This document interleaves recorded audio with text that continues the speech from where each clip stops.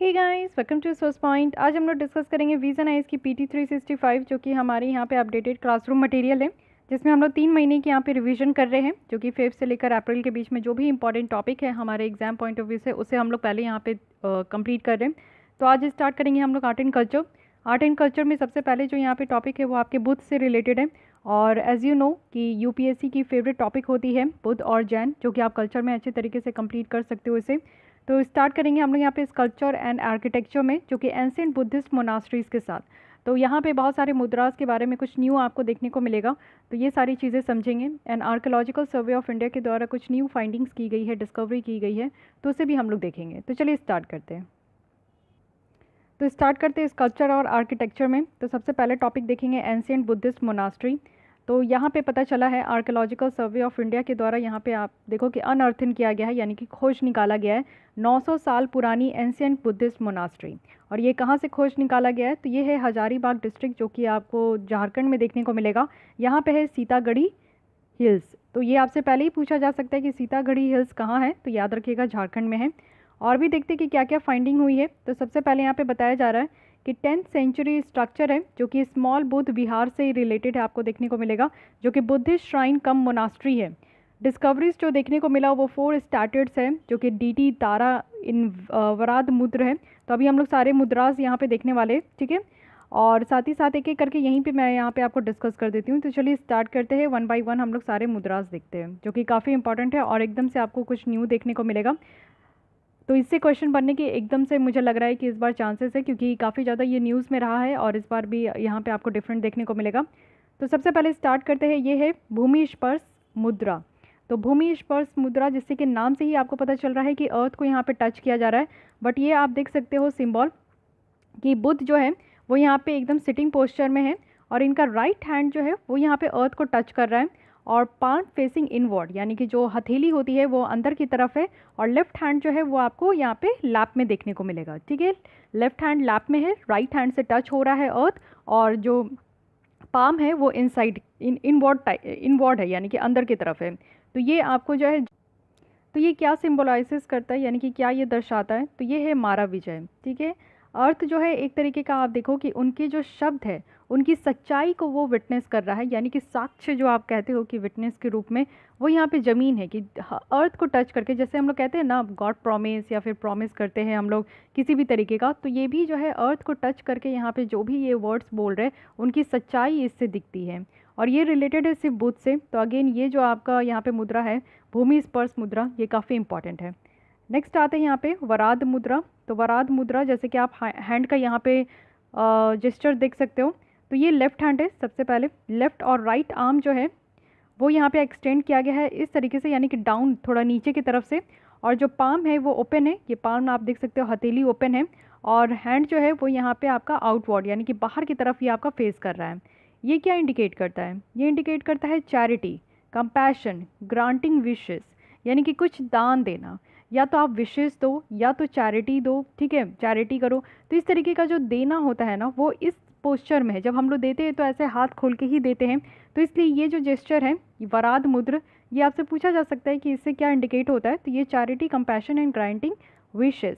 ये जो मुद्रा है ये आप 5 परफेक्शन देख सकते हो, क्योंकि यहाँ पे 5 फिंगर्स आपको ओपन देखने को मिल रहा है। तो 5 परफेक्शन ये 5 फिंगर से ही देखने को मिलेगा। एक है generosity, second one is morality, third one is patience, fourth one is effort, fifth one is meditative concentration. और ये 5 एक्सटेंडेड फिंगर से ही ये 5 परफेक्शन देखने को मिल रही है, ठीक है। इट मीन्स कि आप जेनरस रहो, मोरल रहो, पेशेंस रहना है, यानी कि धैर्य रखना है, एफर्ट्स लगाते रहना है, और मेडिटेशंस के साथ यहाँ पे कंसंट्रेटिव माइंड्स को लेकर चलना है, ठीक है। इसको यूज़ किया जाता था किंग्स के द्वारा, गॉड्स और गॉडेस के द्वारा, ठीक है। तो भगवान भी इसे यूज़ करते थे, एंड यहाँ पे जो राजा महाराजा होते थे उनके द्वारा ये वराद मुद्र यूज़ किया जाता है, ठीक है। नेक्स्ट आते हैं अंजलि मुद्र। तो अंजलि मुद्र आप लोग देख सकते हो कि सिंपली ये हाथ जोड़ा हुआ है, जैसे हम लोग नमस्ते करते हैं फोल्डिंग 2 हैंड्स, तो उसी तरीके का है ये।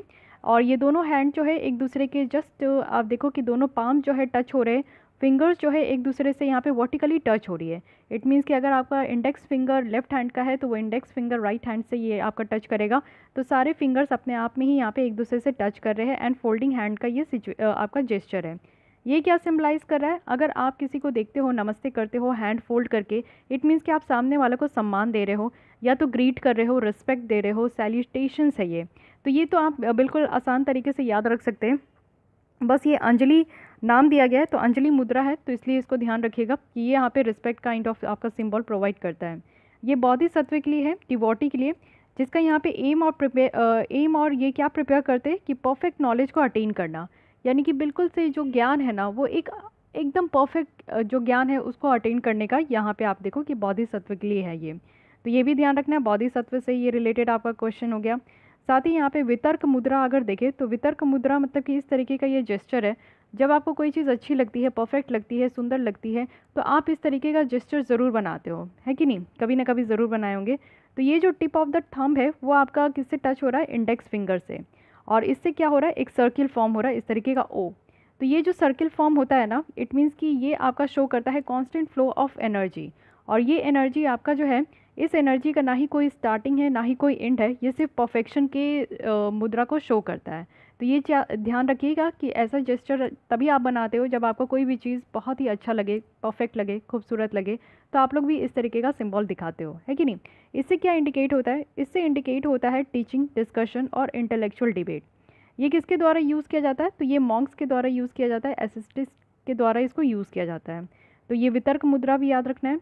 नेक्स्ट आता है अभय मुद्रा। अभय मुद्रा आप देख सकते हो कि ये आपका हाथ खुला हुआ है, इट मीन्स कि राइट हैंड की जो यहाँ पे पाम है, हथेली है, वो बाहर की तरफ फेस कर रही है, और फिंगर्स जो है वो ऊपर की तरफ है, लेकिन एक दूसरे से सब जॉइंट है, ठीक है? इवन थंब भी आप देख सकते हो कि जॉइंट है। तो ये याद रखना है, अभय मुद्रा है। इससे क्या इंडिकेट होता है? इससे इंडिकेट होता है फियरलेसनेस, यानी कि डर एकदम से नहीं है। और ये जो जेस्चर है ना, ये आपका बुद्ध के द्वारा तभी शो किया गया था जब उन्होंने एनलाइटमेंट अटेन की थी। अब ये आपको बताना है कि बुद्ध के द्वारा जो है एनलाइटमेंट कहाँ अटेन किया गया था। साथ ही आपको पता है कि 4th बुद्धिस्ट काउंसिल हुई है, तो आपको ये बताना है कि 3rd और जो 4th काउंसिल हुई है बुद्ध की, वो कहाँ हुई है और किसके जो है अंडर में हुई है। ये 3 क्वेश्चन है, आपको क्वेश्चन का आंसर देना है। रिवाइज करते रहिए, क्वेश्चन पूछने का मेरा मतलब ही ये होता है कि आपकी रिविजन होती रहनी चाहिए। अगर आपको पता है तो, नहीं पता है तो एक बार जाकर आप लोग सर्च कर लीजिए, गूगल कीजिएगा, तो आप कभी नहीं भूलिएगा।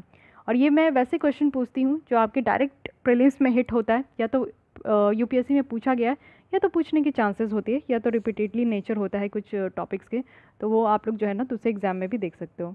तो चलिए स्टार्ट करते हैं यहाँ पे कि ये जेस्चर कब यहाँ पे बुद्ध के द्वारा शो किया गया था। तो immediately after attaining enlightenment, God goddess Buddha जो है इस मुद्रा में देखने को मिले हैं, ठीक है, देखे गए हैं इस मुद्रा में, तो ये याद रखिएगा अभय मुद्रा है। उसके बाद देखते हैं शेपाना मुद्रा। तो शेपाना मुद्रा जो है आप यहाँ पे देख सकते हो कि ये दोनों हैंड है, ये दोनों हैंड की जो यहाँ पे थंब है वो क्रॉस है, और जो इंडेक्स फिंगर है वो यहाँ पे नीचे टच कर रही है, और बाकी रेस्ट ऑफ द फिंगर्स एक दूसरे को क्रॉस कर रही है। तो 2 हैंड एक साथ है, और ये जेस्चर है आपका पावरिंग आउट और लेटिंग गो। इट मीन्स कि यहाँ पे क्या किया जा रहा है कि जो नेगेटिव एनर्जी होती है उसको निकाल देना है, और पॉजिटिव एनर्जी को अट्रैक्ट करनी है। इट मीन्स कि आपकी बॉडी में भी, हमारे हर किसी के बॉडी में भी आप देखो कि एक पॉजिटिव एनर्जी, नेगेटिव एनर्जी होती है, और ये हम लोग को तब समझ में आता है जिस तरीके का आपका मूड होता है। आप किसी भी चीज़ को देखकर कैसे रिएक्ट करते हो, क्या पॉजिटिव अप्रोच के साथ देख रहे हो या नेगेटिव आपकी माइंड में आ रही है, तो वो चीज़ें ये देखने को मिलती है कि आपके अंदर कितनी पॉजिटिविटी है, कितनी नेगेटिविटी है। तो ये जो जेस्चर है, इस जेस्चर से क्या होता है कि नेगेटिविटी यहाँ से निकालना है, यानी कि ये जो हैंड है इससे आपका नेगेटिविटी यहाँ पे पावरिंग आउट होगा, लेटिंग गो होगा, और जो यहाँ पे आपका पॉजिटिव एनर्जी है उसको अट्रैक्ट करनी है। तो ये चीज़ें ध्यान रखनी है शेपान मुद्रा से। अब आते हैं वज्र मुद्रा। तो वज्र मुद्रा में ये आप देख सकते हो हैंड का क्या जेस्चर है। इस मुद्रा में क्या होता है कि जो 4 फिंगर है लेफ्ट हैंड की, वो स्ट्रेस्ड है, यानी कि सीधा आप देखो कि यहाँ पे खड़ा है, और ये आपका जो है ना राइट हैंड के फिस्ट से इसको पूरी तरीके से बंद किया गया है, टाइटली इसको होल्ड किया गया है। ये मुद्रा क्या सिग्निफाइज करता है? ये मुद्रा दिखाता है नॉलेज की इंपॉर्टेंस और सुप्रीम विजडम की इंपॉर्टेंस। यानी कि ये जो आपका मुद्रा है ना, इससे आपको पता चलेगा कि जो ज्ञान है वो सबसे ज़्यादा इंपॉर्टेंस है। आप देखते हो ना, नॉलेज इज़ पावर। आपको कोई भी चीज़, आप कहीं भी चले जाओ, किसी भी पोस्ट पे चले जाओ, कितने ही ऊंचे पद पे क्यों ना आप चले जाओ, लेकिन उससे भी सबसे ज़्यादा पावर आपको कोई भी चीज़ देगा तो वो आपका नॉलेज देगा। अगर आपके पास ज्ञान है तो आप कहीं भी जा सकते हो, किसी के साथ बैठ सकते हो, डिस्कस डिबेट कर सकते हो, आपको कभी भी किसी भी तरीके का हेजिटेशन फील नहीं होगा। तो नॉलेज इज़ पावर होती है। एंड येस, यहाँ पे इंपॉर्टेंस ऑफ नॉलेज कहा गया है। सुप्रीम विजडम की इंपॉर्टेंस यहाँ पे ये इस मुद्रा से दर्शाई जा रही है। फाइन। अब आते हैं यहाँ पे धर्मचक्र मुद्रा। तो धर्मचक्र मुद्रा अभी जो हम लोग देखे थे इस तरीके का, ये जो सिंगल था उसको कौन सा मुद्रा कहे थे, याद कीजिए। तो ये देखिए वितर्क मुद्रा। तो वितर्क मुद्रा जिसमें कि आप किसी को देखते हो तो कहते हो कि बहुत सुंदर है, बहुत अच्छा है, ठीक है। और तो वो चीज़ आप वितर्क में कह रहे हो, लेकिन यही आप दोनों फिंगर के, दोनों हैंड के साथ अगर आप यही जेस्चर अगर अपना रहे हो तो उसको हम लोग धर्मचक्र मुद्रा कहेंगे, ठीक है। धर्मचक्र मुद्रा यानी कि यहाँ पे आप देखो कि दोनों हैंड उसी तरीके से है, लेकिन हाँ, ये जो जेस्चर आपको देखने को मिलेगा इसमें दोनों हैंड है। राइट हैंड जो है वो आपका चेस्ट लेवल पे है, पाम फेसिंग आउटवर्ड, यानी कि राइट हैंड आपका बाहर की तरफ शो कर रहा है और जो लेफ्ट हैंड है वो अंदर की तरफ शो कर रहा है। और यहाँ पे सर्किल एक फॉर्म हो रही है। तो सर्किल जो फॉर्म हो रही है वो यहाँ पे इंडेक्स फिंगर के साथ ज्वाइन हो रहा है थंब का, ठीक है। जैसे पहले भी हम लोग वितर्क मुद्रा में देखे तो उसी तरीके से सर्किल यहाँ पे ज्वाइन हो रही है। जो लेफ्ट हैंड है वो अंदर की तरफ है और जो इंडेक्स फिंगर और जो थंब है इस हैंड की वो भी ज्वाइन हो रही है राइट हैंड सर्किल से। तो इस तरीके से आप लोग देख सकते हो। इसका क्या मतलब होता है, इसका मतलब होता है धर्म। इट मीन्स कि जो कानून है ना उसके चक्के को टर्न करना, व्हील को टर्न करना। इट मीन्स कि आप लोग देखते हो हमारे देश में कई ऐसे कानून हैं।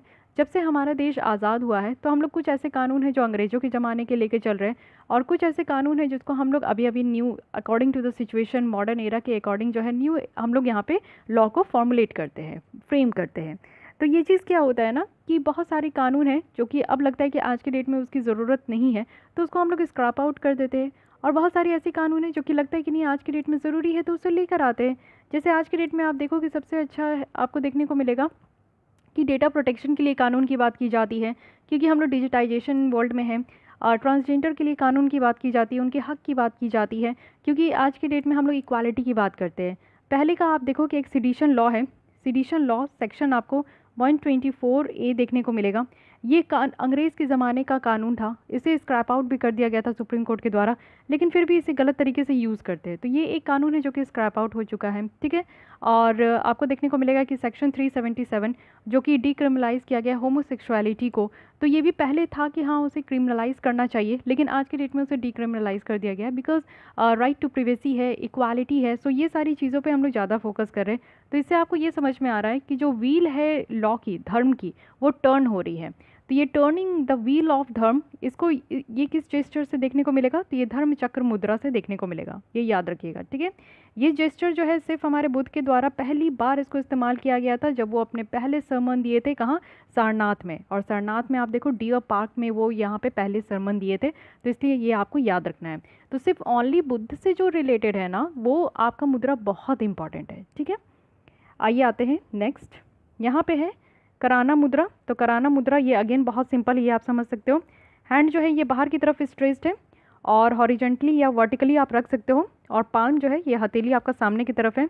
ये जो थंब है, ये थंब यहाँ पे जो आप देखो कि 4 फिंगर होते हैं, 4 में से जो मिडिल 2 फिंगर है ना, इंडेक्स फिंगर और साथ ही साथ रिंग फिंगर को छोड़ के रेस्ट ऑफ द जो मिडिल 2 फिंगर है उसको यहाँ पे थंब प्रेस कर रहा है। तो ये आपका जो हो गया, ये आपका कराना मुद्रा हो गया, ठीक है। ये क्या इंडिकेट करता है, ये इंडिकेट करता है वार्डिंग ऑफ एविल, एक्सपेलिंग डिमॉन्स और नेगेटिव एनर्जी।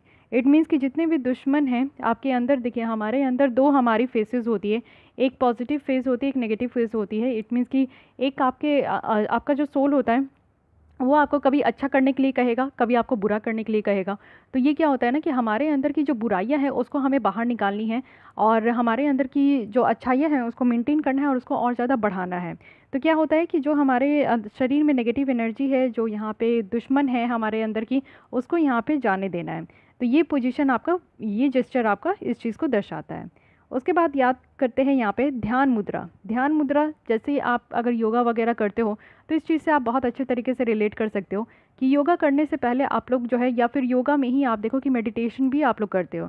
तो जब मेडिटेशन करते हो तो ऑब्वियस है कि ध्यान जब आप लगाते हो तो उस समय आपका जो हैंड का जेस्चर है कुछ इस तरीके से होता होगा कि दोनों हैंड आपका लैप में रहता है और जो यहाँ पे टिप ऑफ द थंब है वो एक दूसरे से टच होता है।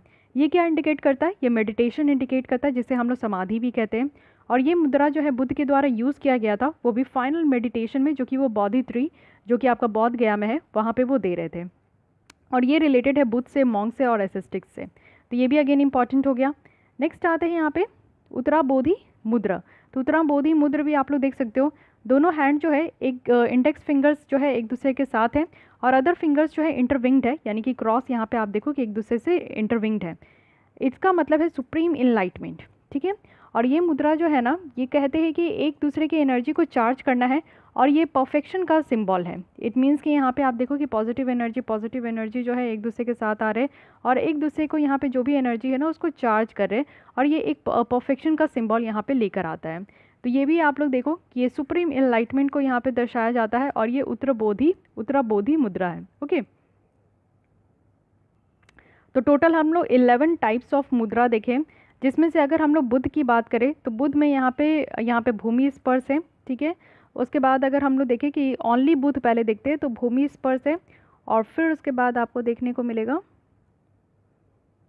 ये भी बुद्ध से ही है बट ओनली बुद्ध का अगर मैं बात करूँ तो यहाँ पे ये है भूमि स्पर्श है, धर्म चक्र है क्योंकि यहाँ पे ओनली बुद्ध से है ये जेस्चर आपका यूज़ किया गया था।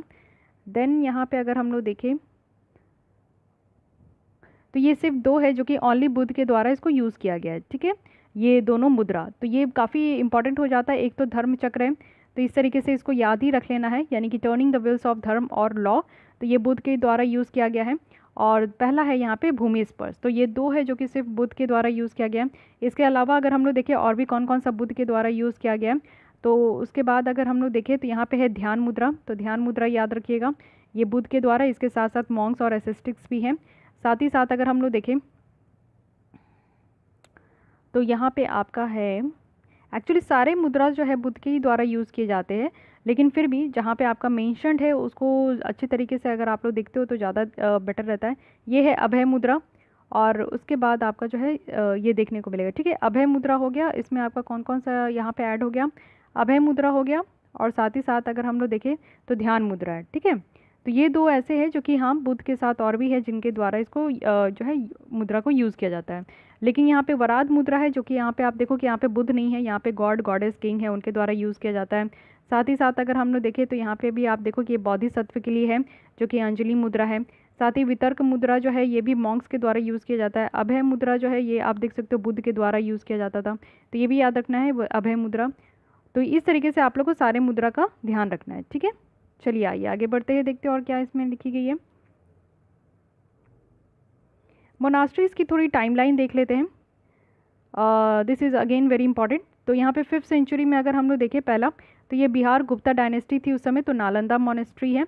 उसके बाद आगे 5th से 6th सेंचुरी देखें तो गुजरात में आ गया जो कि यहाँ पे मैतक डायनेस्टी है, वल्लभी मोनास्ट्री। और उसके बाद अगर 7th सेंचुरी में देखें तो बिहार में पाल डायनेस्टी है जो कि उदंतपुरी मोनास्ट्री देखने को मिलेगा। देन यहाँ पे फिर आपका 8th से 9th सेंचुरी में पाल डायनेस्टी है जो कि बिहार में ही विक्रमशिला मोनास्ट्री है।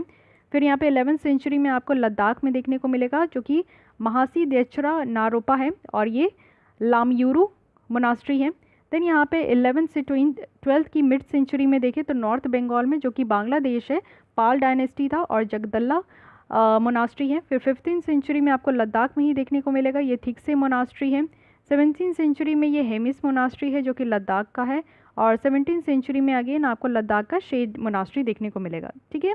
तो इतना ज़्यादा याद करने की ज़रूरत नहीं है, 1-2 बार आप देख लो, मे बी इस तरीके से आपसे कुछ पूछा जाए।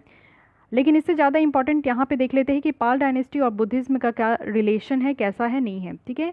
पाल डायनेस्टी जो कि आपको पता है कि ये पूरे बिहार और जो बंगाल थे उस समय उसको रूल कर रहे थे, 8 से लेकर 12th सेंचुरी तक थे। इनके फाउंडर कौन थे, तो गोपाल थे और कुछ और भी इस समय के शासक थे जो कि काफ़ी इंपॉर्टेंट है, जैसे कि धर्मपाल है, देवपाल है, महेंद्रपाल है, महिपाल फर्स्ट है। अगर हम लोग पाल रूलर की बात करें तो वो यहाँ पे बुद्धिज़्म को बहुत ज़्यादा सपोर्ट करते थे, इसलिए Pala dynasty is directly related to the Buddhism, ये ध्यान रखिएगा। अगर हम लोग पाल के अंदर देखें तो जो यहाँ पे वज्रयान फॉर्म है बुद्धिज़्म का वो काफ़ी इंटेलेक्चुअल था और रिलीजियस फोर्स भी था। यहाँ पे जो मोनास्ट्रीज थे यानी कि विहारास थे वो बनाए गए, टेम्पल्स बनाए गए ईस्टर्न इंडिया में, जिससे कि बुद्धिज़्म को ज़्यादा से ज़्यादा प्रमोट कर सके, इनकी जो प्रीचिंग वगैरह थी वो भी यहाँ पे कर सके। साथ ही यहाँ पे आप देखो कि धर्मपाल है जो कि सेकंड यहाँ पे शासक थे और उनके द्वारा विक्रमशिला यूनिवर्सिटी बनाया गया था बिहार में, जिससे कि बाद में चल के ये नालंदा यूनिवर्सिटी बना। फिर देवपाल है जिनके द्वारा 5 विलेजेस को यहाँ पे ग्रांट किया गया था, जिससे कि यहाँ पे नालंदा मोनास्ट्री को सही तरीके से मेंटेन कर सके। कुछ और भी अगर बुद्धिस्ट सेंटर्स अगर हम लोग देखें जो कि लर्निंग के लिए बनाया गया था तो वो है उदंतपुरा, विक्रमशिला, सोमपुरा और महावीरा। तो ये याद रखना है। साथ ही साथ पाल के द्वारा मिशनरीज भी भेजे गए थे और बुद्धिज्म को यहाँ पे तिब्बत में भी आप देखते हो कि इनका इस्टेब्लिशमेंट है। महाबोधि टेम्पल जो कि बोध गया में है और ये आपको बिहार में ही देखने को मिलेगा। बहुत सारे स्कल्पचर्स है जो कि 8th सेंचुरी में यहाँ पे पाल पीरियड में बनाए गए थे। एक मिनिएचर टेराकोटा इमेज भी आपको देखने को मिलेगा जो कि यहाँ पे फास्टिंग बुद्ध को दर्शाते। ये 6 फुट टॉल है, स्तूप है और ब्लैक स्टोन स्टैच्यू है जो कि आपको बुद्ध का देखने को मिलेगा अभय मुद्रा में। ठीक है, अभय मुद्रा जिसमें कि कोई डर भय नहीं है, उस तरीके के मोड में पाल पीरियड में ये बनाया गया था। तो this is again very important है क्योंकि मुद्रा आपका रिलेट किया गया है पाल पीरियड में और इस समय आपको देखने को मिलेगा कि यहाँ पे 6 फुट टॉल जो है स्तूपा है और ब्लैक स्टोन स्टैच्यू है जो कि यहाँ पे अभय मुद्रा को शो करता है। ठीक है, लास्ट अगर हम लोग ग्रेट फेज देखें बुद्धिस्ट आर्ट का इंडिया में तो वो एट्रीब्यूटेड किया गया था पाल पीरियड के ही टाइम में, लेकिन पाल डायनेस्टी के द्वारा 12th सेंचुरी में जो है ये कोलैप्स भी हो गया था। तो इंडियन बुद्धिज्म में जो है वो काफ़ी सेटबैक्स भी यहाँ पे सफ़र की थी, यानी कि काफ़ी ज़्यादा जो है इनको क्रिटिसिज्म में भी झेलना पड़ा था। लेकिन बुद्धिस्ट की प्रेजेंस अगर इंडिया में आप देखोगे तो थोड़ा बहुत नेग्लिजेंस भी हो चुका था। ठीक है, और हो भी गया है, तो कोई बात नहीं, लेकिन जो भी है उसको याद रखना है। एक बहुत इंपॉर्टेंट यहाँ पे आपको कॉन्सेप्ट देखने को मिलेगा जो कि है यहाँ पे वज्रयान बुद्धिज्म है, जिसे तांत्रिक बुद्धिज्म भी कहते हैं। So what is this all about, इसके बारे में समझते हैं। वज्रयान एक स्कूल है जो कि यहाँ पे आप देखो कि रॉयल कोर्ट के रिजल्ट से ही ये डेवलप हुआ है, जिसमें कि बुद्धिज्म और शैविज्म दोनों को स्पॉन्सर किया जाता है और ये हिंदुइज्म के द्वारा इन्फ्लुएंस्ड है। ओके, यानी कि हिंदुइज्म इसको इन्फ्लुएंस कर रहे हैं, लेकिन यहाँ पे आपको बुद्धिज्म शैविज्म दोनों देखने को मिलेंगे। यहाँ पे मेन डीटी कौन थे, मेन भगवान कौन है, तो तारा है और ये बेस्ट है महायान बुद्धिस्ट फिलॉसफी में। ठीक है, महायान हिनायन 2 तरीके के बुद्धिस्ट फिलॉसफी है, तो ये महायान बुद्धिस्ट फिलॉसफी पे डिपेंड है। ठीक है, इस पे बेस्ड है। साथ ही साथ अगर हम लोग देखें तो ये जो है ना महायान और थेरावाड़ा जो बुद्धिज्म है उससे ये टेनेंट्स जो है बोरो भी करते थे। और बाकी यहाँ पे आप देखो कि यहाँ पे जो ब्राह्मणिकल यानी कि वेद बेस्ड जो रिचुअल्स है वो बुद्धिस्ट फिलॉसफीज़ के साथ इसको कंबाइन भी किया गया था। इस स्कूल में ये आपका बिलीव किया जाता है कि जो तंत्रस मंत्रास यंत्रास थे तो वो काफ़ी सुपीरियरिटी थे, जिससे कि बुद्धहुद को यहाँ पे अचीव कर सकते हैं बिना किसी डिफ़िकल्टीज़ में। तो ये जो वज्रयान आपका बुद्धिज़्म है, इसमें जो स्कूल है ये वज्रयान स्कूल है, जिसमें कि बिलीव किया जाता था तंत्रास मंत्रास और यंत्रास में। ओके, तो ये सारे पॉइंट्स है जो कि याद रखना है। इसमें आपका मेन टीटी भी पूछा जा सकता है, ये है तारा। ओके, तो आइए थोड़ा डिफरेंस देख लेते हैं कि महायान और हिनायन जो बुद्धिज्म है उनके बीच में क्या डिफरेंस है। ओके, तो ये भी काफ़ी इंपॉर्टेंस होता है। चलिए यहाँ पे देखते हैं हिनायन और महायान। हिनायन में अगर आप देखोगे तो क्या लैंग्वेज यूज़ किया जाता था जिसमें कि वो बात करते थे, तो पाली लैंग्वेज को यहाँ पे सुप्रीम माना जाता था। और वही महायान में आप देखोगे तो संस्कृत लैंग्वेज को काफ़ी ज़्यादा जो है यहाँ पे इम्पॉर्टेंट दिया जाता था, जिसके बीच में कम्युनिकेशंस का ये माध्यम था। साथ ही हिनायन जो है अशोक के द्वारा ये पैट्रोनाइज किया जाता था, लेकिन वहीं अगर महायान देखें तो कनिष्क और हर्ष के द्वारा ये पैट्रोनाइज किया जाता था। हिनायन में ये मानते थे कि लिबरलेशंस जो है वो मेडिएशन के थ्रू है, मेडिटेशंस के थ्रू है, मेडिएशन ही मेडिटेशन है। इट मीन्स कि ध्यान लगाएंगे तो यहाँ पे आप जो है हर एक नेगेटिव एनर्जी से छुटकारा पाओगे। लेकिन वही है कि महायान में कहा जाता था कि कुछ मंत्राज है, मैजिकल मंत्राज है, उसका अगर आप रिपीटेडली उसको साइट करते रहोगे, बोलते रहोगे, तो उससे आपको छुटकारा मिलेगा, मतलब कि आपके नेगेटिव एनर्जी से छुटकारा मिलेगी। वही हिनायन देखें तो किस किस एरिया में ये आपका फैला हुआ था, तो ये आपको श्रीलंका, कंबोडिया, थाईलैंड, लाओस और म्यांमार में देखने को मिलेगा। महायान की बात करें तो ये चाइना, कोरिया, जापान, मंगोलिया। ठीक है, और हिनायन जो है वो यहाँ पे बोधिसत्व का जो कॉन्सेप्ट था उसमें ये बिलीव नहीं करते थे, लेकिन महायान जो है वो यहाँ पे बोधिसत्व के कॉन्सेप्ट में ही बिलीव करते थे। So this one is basic. आप देखोगे कि यहाँ पे इनकी डिफरेंस है, तो इसको ध्यान रखिएगा। अच्छा, एक और देख लीजिए, यहाँ पे हिनायन है जिसे लेसर व्हीकल भी कहते हैं और महायान है जिसे ग्रेटर व्हीकल कहते हैं। ठीक है, हिनायन में आप देखो जो भी फॉलोअर्स है वो यहाँ पे ओरिजिनल टीचिंग यानी कि बोधिसत्व में ये आपका जो है यहाँ पे बिलीव तो नहीं करते थे, ये यहाँ पे ओरिजिनल टीचिंग जो बुद्धिज़्म का है उसमें बिलीव करते थे। साथ ही इंडिविजुअल सेल्वेशंस के ये कहते थे कि सेल्फ डिसिप्लिन और मेडिटेशन के थ्रू जो है इंडिविजुअल सेल्वेशंस को यहाँ पे पाया जा सकता है। आइडल वर्शिप यानी कि मूर्ति पूजन पे ये बिलीव नहीं करते थे। पाली लैंग्वेज को ये फेवर करते थे और ये साउथ इंडिया में देखने को मिलेगा, यानी कि श्रीलंका, थाईलैंड और आपका कंबोडिया, लाओस, ये सारे जगह पे था। साथ ही यहाँ पे 2 सबसेक्ट भी है, हिनायन और यहाँ पे हिनायन का आपको देखने को मिलेगा कि वैविश्व और यहाँ पे स्वतंत्रिक। ठीक है, वही अगर महायान की बात करें तो ये बिलीव करते थे हेवनलीनेस ऑफ बुद्ध को और काफ़ी ज़्यादा आप देखो कि ये सेल्वेशंस जो है कहा जाता था कि बोधिसत्व को और जो बुद्ध के हेल्प है उनसे यहाँ पे आप जो है सेल्वेशन पा सकते हो। ये आइडल वर्शिप में काफ़ी बिलीव करते थे, संस्कृत लैंग्वेज को ये यहाँ पे फेवर्ड करते थे। और ये नॉर्थ इंडिया में आपका प्रिवेल था, यानी कि इंडिया के ऊपर आप देखोगे महायान है और इंडिया के नीचे आप देखोगे जो कि साउथ इंडिया है वहाँ पे आपका हिनायन है। तो महायान आपको कहाँ देखना है, तो यहाँ पे चाइना, कोरिया, जापान वाले रीजन में, मंगोलिया में भी।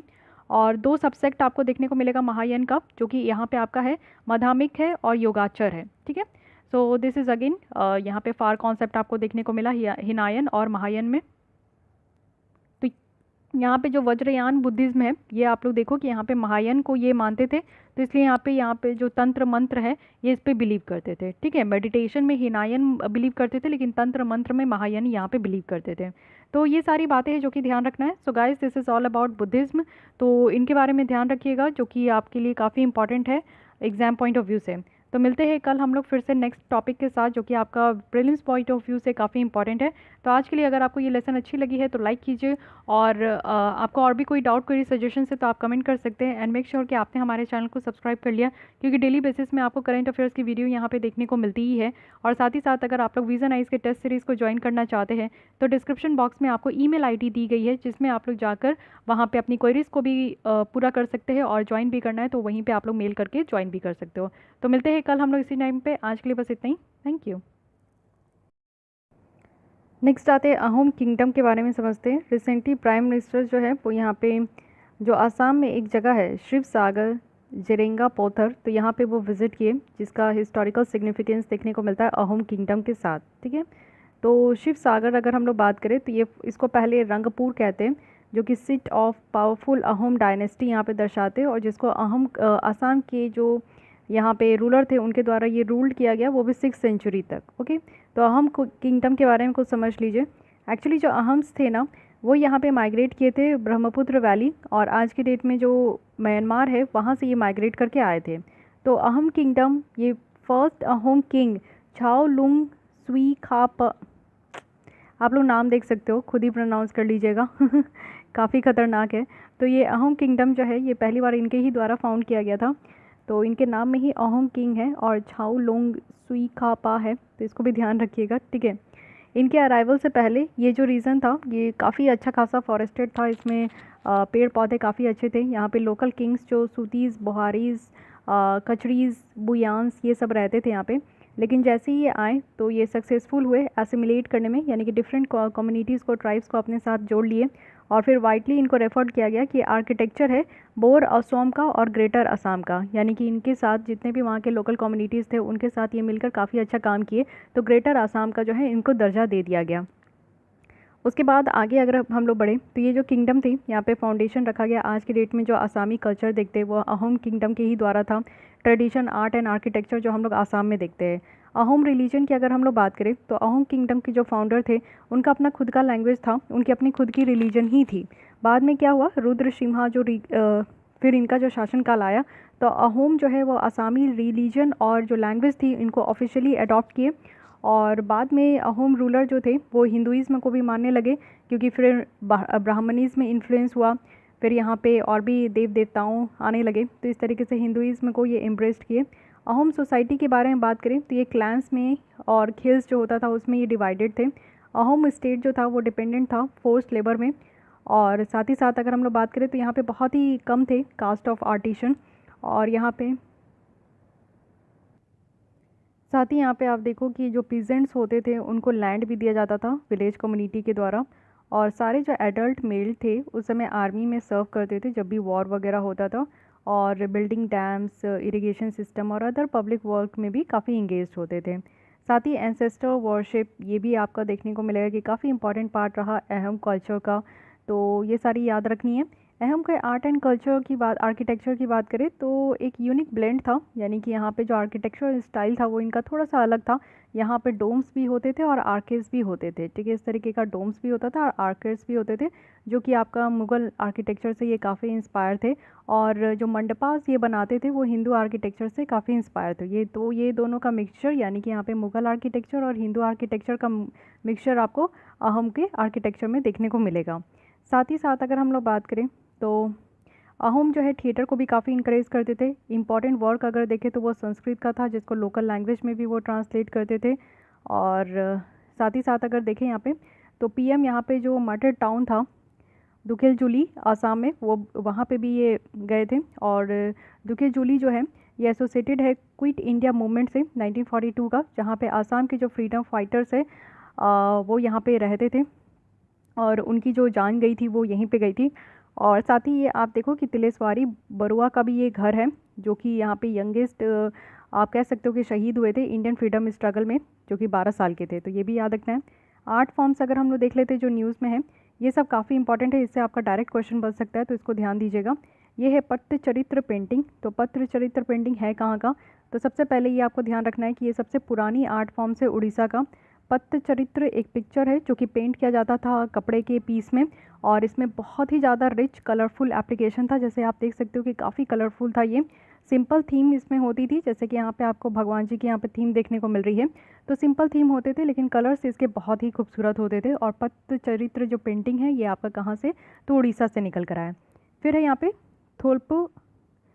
थोलपावकोतु। Okay, so sorry for pronunciation अगर मैं कहीं गलत बोलती हूँ। मेजोरिटी जो साउथ की ये सारी वर्ड्स होती है वो मैं प्रॉपर प्रोनाउंस नहीं कर पाती हूँ, तो इसके लिए सॉरी। ये आप लोग देखो कि ये शैडो पपेट्री है, जो कि आप स्ट्रिंग पपेट्री देखते हो ना, तो इस तरीके का ये शैडो पपेट्री है। ये कहाँ की निकल कर आई है? तो केरल का है। तो ये आप नाम याद रखिएगा कहाँ का है, तो केरल का है। इसमें आप देखो कि थोल मतलब लेदर, और पावा मीन्स पपेट। तो ये लेदर की पपेट होती थी, जो कि ये मूव किया जाता था स्ट्रिंग के हेल्प से, और इनकी शैडो दिखती थी स्क्रीन में। तो बाकी अगर देखें तो यहाँ पे रामायण की भी जो स्टोरी थी वो भी दिखाया जाता था। साथ ही अगर और भी शैडो पपेट्री देखें हमारे इंडिया में, तो यहाँ पे थोगालू गोमपेटा है जो कि कर्नाटक का है, थोलू बोमलाटा है और आंध्र प्रदेश का है, और रावणचाया है जो कि आपका उड़ीसा का है। तो ये भी याद रखना है। फिर है सतरास। तो सतरास की बात करें तो ये मोनास्टिक इंस्टीट्यूशन है जो कि 16th सेंचुरी में बनाया गया था, और ये आसाम का है। आज की भी डेट में आप देखोगे कि यहाँ पे जो है आर्ट के थ्रू ही यहाँ पे वर्शिप होती है, डांस है, थिएटर है, म्यूज़िक है, ये सब आपको देखने को मिलेगा। शंकर देव की अगर हम लोग बात करें तो ये फॉर्म ऑफ भक्ति है जिसे शराना नाम धर्म कहा जाता था। ओके, उसके बाद आते हैं भावना। तो भावना कहाँ का? ये ट्रेडिशनल थिएटिकली परफॉर्मेंस है, कहाँ का? आसाम का। तो भावना याद रखना है ये आसाम का है। और यहाँ पे कुछ फॉर्म है जो कि नामगढ़ है, छत्रास है, तो ये सब फॉर्म भी याद रखना है। और फिर आते हैं कंबाला। तो ये तो आपको पता होगा कि ये बफेलो रेस है, कई बार इसमें केसेस भी निकल कर आई है। ये एनुअल हर साल बफेलो रेस होता है, जो कि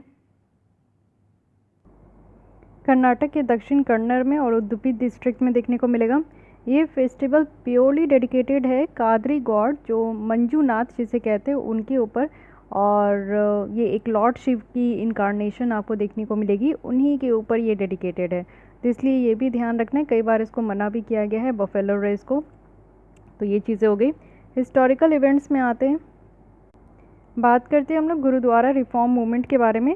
तो रिसेंटली यहाँ पे 100 साल हो चुके श्री ननकाना साहिब मैसेकर का, जिसको हम लोग यहाँ पे साका ननकाना साहिब भी कहते हैं। तो यहाँ पे सिख गुरुद्वारा जो प्रबंधक कमेटी है उनके बारे में समझिए। ये एक ऑर्गेनाइजेशन है जो कि हिस्टोरिकल जितने भी सिख गुरुद्वाराज है पंजाब, हरियाणा, हिमाचल प्रदेश, चंडीगढ़ में, उनको ये मैनेज करते हैं। आज के डेट में अगर कंपोजिशन देखें तो 140 इलेक्टेड मेंबर्स है, 5 हेड मिनिस्टर्स है। ये याद नहीं करना है, टेन्योर आपको कमेटी का याद होनी चाहिए, 5 ईयर्स है। और 3 सिख तख्त है जो कि पंजाब में है, और ये डायरेक्टली कंट्रोल किए जाते हैं इस सिख गुरुद्वारा प्रबंधक कमेटी के द्वारा। ठीक है, तो ये जो गुरुद्वारा रिफॉर्म मूवमेंट है, इसको अकाली मूवमेंट भी कहते हैं। ये सिख का लॉन्ग ड्रॉन कंपेन चला था 1920 से 25 तक, 5 साल का ये आपका जो है कंपेन्स था। और साथ ही साथ अगर हम लोग देखें तो ये इवेंट्स आप लोग देख सकते हो काफ़ी इम्पॉर्टेंट है। यहाँ पे शिरोमणि गुरुद्वारा प्रबंधक कमेटी बनाई गई थी 1920 में। उसके बाद यहाँ पे शिरोमणि अकाली दल बनाया गया था दिसंबर 1920 में। इंडियन नेशनल कांग्रेस के द्वारा एक रिजोल्यूशन पास किया गया था गया सेशन में 1921 में। फिर उसके बाद ये जो कमेटी थी ये स्टार्ट की गुरुद्वारा रिफॉर्म मूवमेंट 1920 में। फिर ननकाना साहिब मैसेकर हुआ कहाँ? 1921 में। और गुरुद्वारा एक्ट 1925 का ये निकल कर आया। और इस कानून के तहत ये जो कमेटी थी ये सारे हिस्टोरिकल जितने भी गुरुद्वाराज है उसको कंट्रोल करेगी। साथ ही साथ जो गुरुद्वाराज है वो यहाँ पे इस कानून के अंदर जो भी आते उनको यहाँ पे ये कंट्रोल करेगी। ठीक है, उसके बाद चौरी चौरा की बात कर लेते हैं। तो चौरी चौरा जैसे कि आपको पता है कि यहाँ पे 100 ईयर्स हो चुके हैं। तो ये 100 ईयर्स में एक यहाँ पे प्राइम मिनिस्टर के द्वारा पोस्टेज स्टैम्प रिलीज़ किया गया है। और ये आपका कब हुआ था? नॉन कॉपरेशन मूवमेंट के टाइम में। चौरी चौरा विलेज है कहाँ? तो गोरखपुर में, यूपी में। और इस मूवमेंट के टाइम में क्या हुआ था कि जो ग्रुप ऑफ प्रोटेस्टर्स है वो यहाँ पे पुलिस के द्वारा काफ़ी ज़्यादा उनको क्षति पहुँचाई गई थी, यानी कि आप समझ सकते हो कि भगदड़ मच चुका था। तो यहाँ पे 4 फेब 1922 को जो पुलिस स्टेशन है उसमें आग लगा दिए थे। कुछ जो मॉब्स थे वो आग लगा दिए थे जिससे 23 पुलिसमैन की जान चली गई थी। और इस तरीके से आप देखो कि जो 200 प्रोटेस्टर थे उनको भी यहाँ पे जेल में रख दिया गया था। 19 जो थे उनकी डेथ हो गई थी, 6 भी जो है वो डेथ हो गए थे पुलिस कस्टडी में। तो गांधी जी यहाँ पे नॉन कॉपरेशन मूवमेंट को रोक दिए थे कि इस तरीके का नॉन वायलेंट होना चाहिए था, बट ये काफ़ी वायलेंट सिचुएशन अराइज हो गई थी। तो ये चीज़ें ध्यान रखनी है कि 4 फरवरी को ये हुआ था और 12 फरवरी को Gandhi ji non cooperation movement वापस ले लिए थे जब ये चौरी चौरा इंसिडेंट हुआ था। ठीक है, क्योंकि रेडिकल फोर्सेस बहुत ज़्यादा बढ़ते जा रही थी और बहुत सारे लोगों के द्वारा इसको सपोर्ट भी नहीं किया जा रहा था। और गांधी जी का एक ही सिद्धांत था कि नॉन वायलेंट होना है, बट ये वाला काफ़ी वायलेंट हो चुका था। ठीक है, फिर देख लेते हैं पर्सनालिटी जो कि न्यूज़ में रहते हैं। तो आई डोंट थिंक कि ये सारे पर्सनालिटीज़ आपको कहीं से भी यूपीएससी में पूछा जाएगा। फेस्टिवल्स देखिए ये काफ़ी इंपॉर्टेंट है और इस बार का तो कुंभ मेला काफ़ी ज़्यादा इंपॉर्टेंट है क्योंकि इस बार कुंभ मेला हुआ है उत्तराखंड के हरिद्वार में। तो मोर देन 100 ईयर्स जो है ये कुंभ मेला चलते ही आ रहा है। काफ़ी ज़्यादा पवित्र इसको माना जाता है। ये हर एक 12 साल में आपको देखने को मिलेगा कि ये सेलिब्रेट होता है। और जो यहाँ पे प्रीवियस कुंभ है हरिद्वार में 2010 में हुआ था, अब नेक्स्ट वन जो होगा वो यहाँ पे 2022 में होगा। कुंभ मेला क्या है? एक मास कॉन्ग्रीगेशन है, यानी कि बहुत सारे पिलग्रिमेज आते हैं और यहाँ पे जो है एक कहते हैं कि इस गंगा रिवर में इस दिन जो है नहाना चाहिए। ठीक है, बाथ लेना चाहिए, शाही स्नान कहते हैं इसे, वो भी सैक्रेड रिवर गंगा में। तो इसलिए इस समय बहुत सारे दूर दूर से लोग आते हैं स्नान करने के लिए यहाँ पे। और साथ ही साथ यहाँ पे आप देखो कि किसी भी चीज़ का भेदभाव नहीं होता है, किसी भी कास्ट क्रीड जेंडर के लोग आते हैं और इस फेस्टिवल को एंजॉय करते हैं। ठीक है, और ऐसा कहा जाता है कि इस बार मतलब कि ऐसे नहाने से जो है जो भी पास्ट सीन है, पिछले जन्म का जो कर्म है वो यहाँ पे आपका धुल जाता है। तो इसलिए ऐसे ये आपका मनाया जाता है। याद रखिए कि यहाँ पे आप लोग देखो कि ये जो कुंभ मेला है ये 4 जगह होता है। हरिद्वार में, जो कि यहाँ पे आप देख सकते हो हरिद्वार में, प्रयागराज में यूपी में, उज्जैन में और फिर नासिक में। तो ये 4 जगह है जहाँ पे आपको देखने को मिलेगा। जोग्राफिकल लोकेशन आप लोग देख लिए हो, 4 सिटीज़ है। प्रयागराज यूपी में है जहाँ पे आपका गंगा यमुना और जो यहाँ पे सरस्वती है इसका मेल कन्फ्लुएंस देखने को मिलता है। हरिद्वार में गंगा रिवर है, उज्जैन में सिप्रा रिवर है, नासिक में गोदावरी रिवर है। तो ये चारों रिवर का आपको याद रखना है।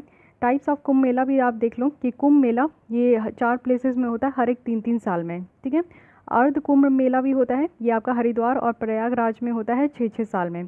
पूर्ण कुंभ मेला होता है जो कि 12 साल में एक बार होता है।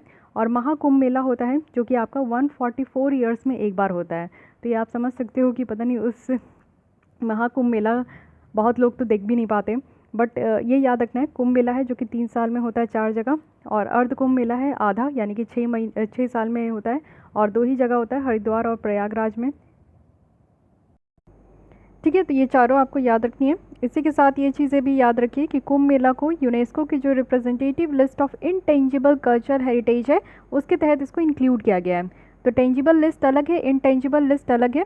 टेंजिबल कहने का मतलब है कि जैसे टेम्पल वगैरह होते हैं जिसको आप लोग आंखों से देख सकते हो और हाथों से टच भी कर सकते हो, लेकिन इनटेंजिबल कहने का मतलब है कि कुछ ऐसा फेस्टिवल या फिर कुछ ऐसी चीज़ें जिसको आप लोग फील कर सकते हो, इंजॉय कर सकते हो, बट वो फिजिकली उसकी प्रेजेंस कहीं नहीं है, उसको हाथों से टच नहीं कर सकते। अब कुंभ मेला आप देखो इतना बड़ा है और कुंभ मेला कोई एक स्पेसिफिक ऐसा आप कह नहीं सकते हो कि कोई स्ट्रक्चर है जिसको आप हाथों से टच कर सकते हो। ठीक है, तो ये एक क्या होता है कि फीलिंग्स इसमें ज़्यादा होती है एज़ कम्पेरिजन टू टच।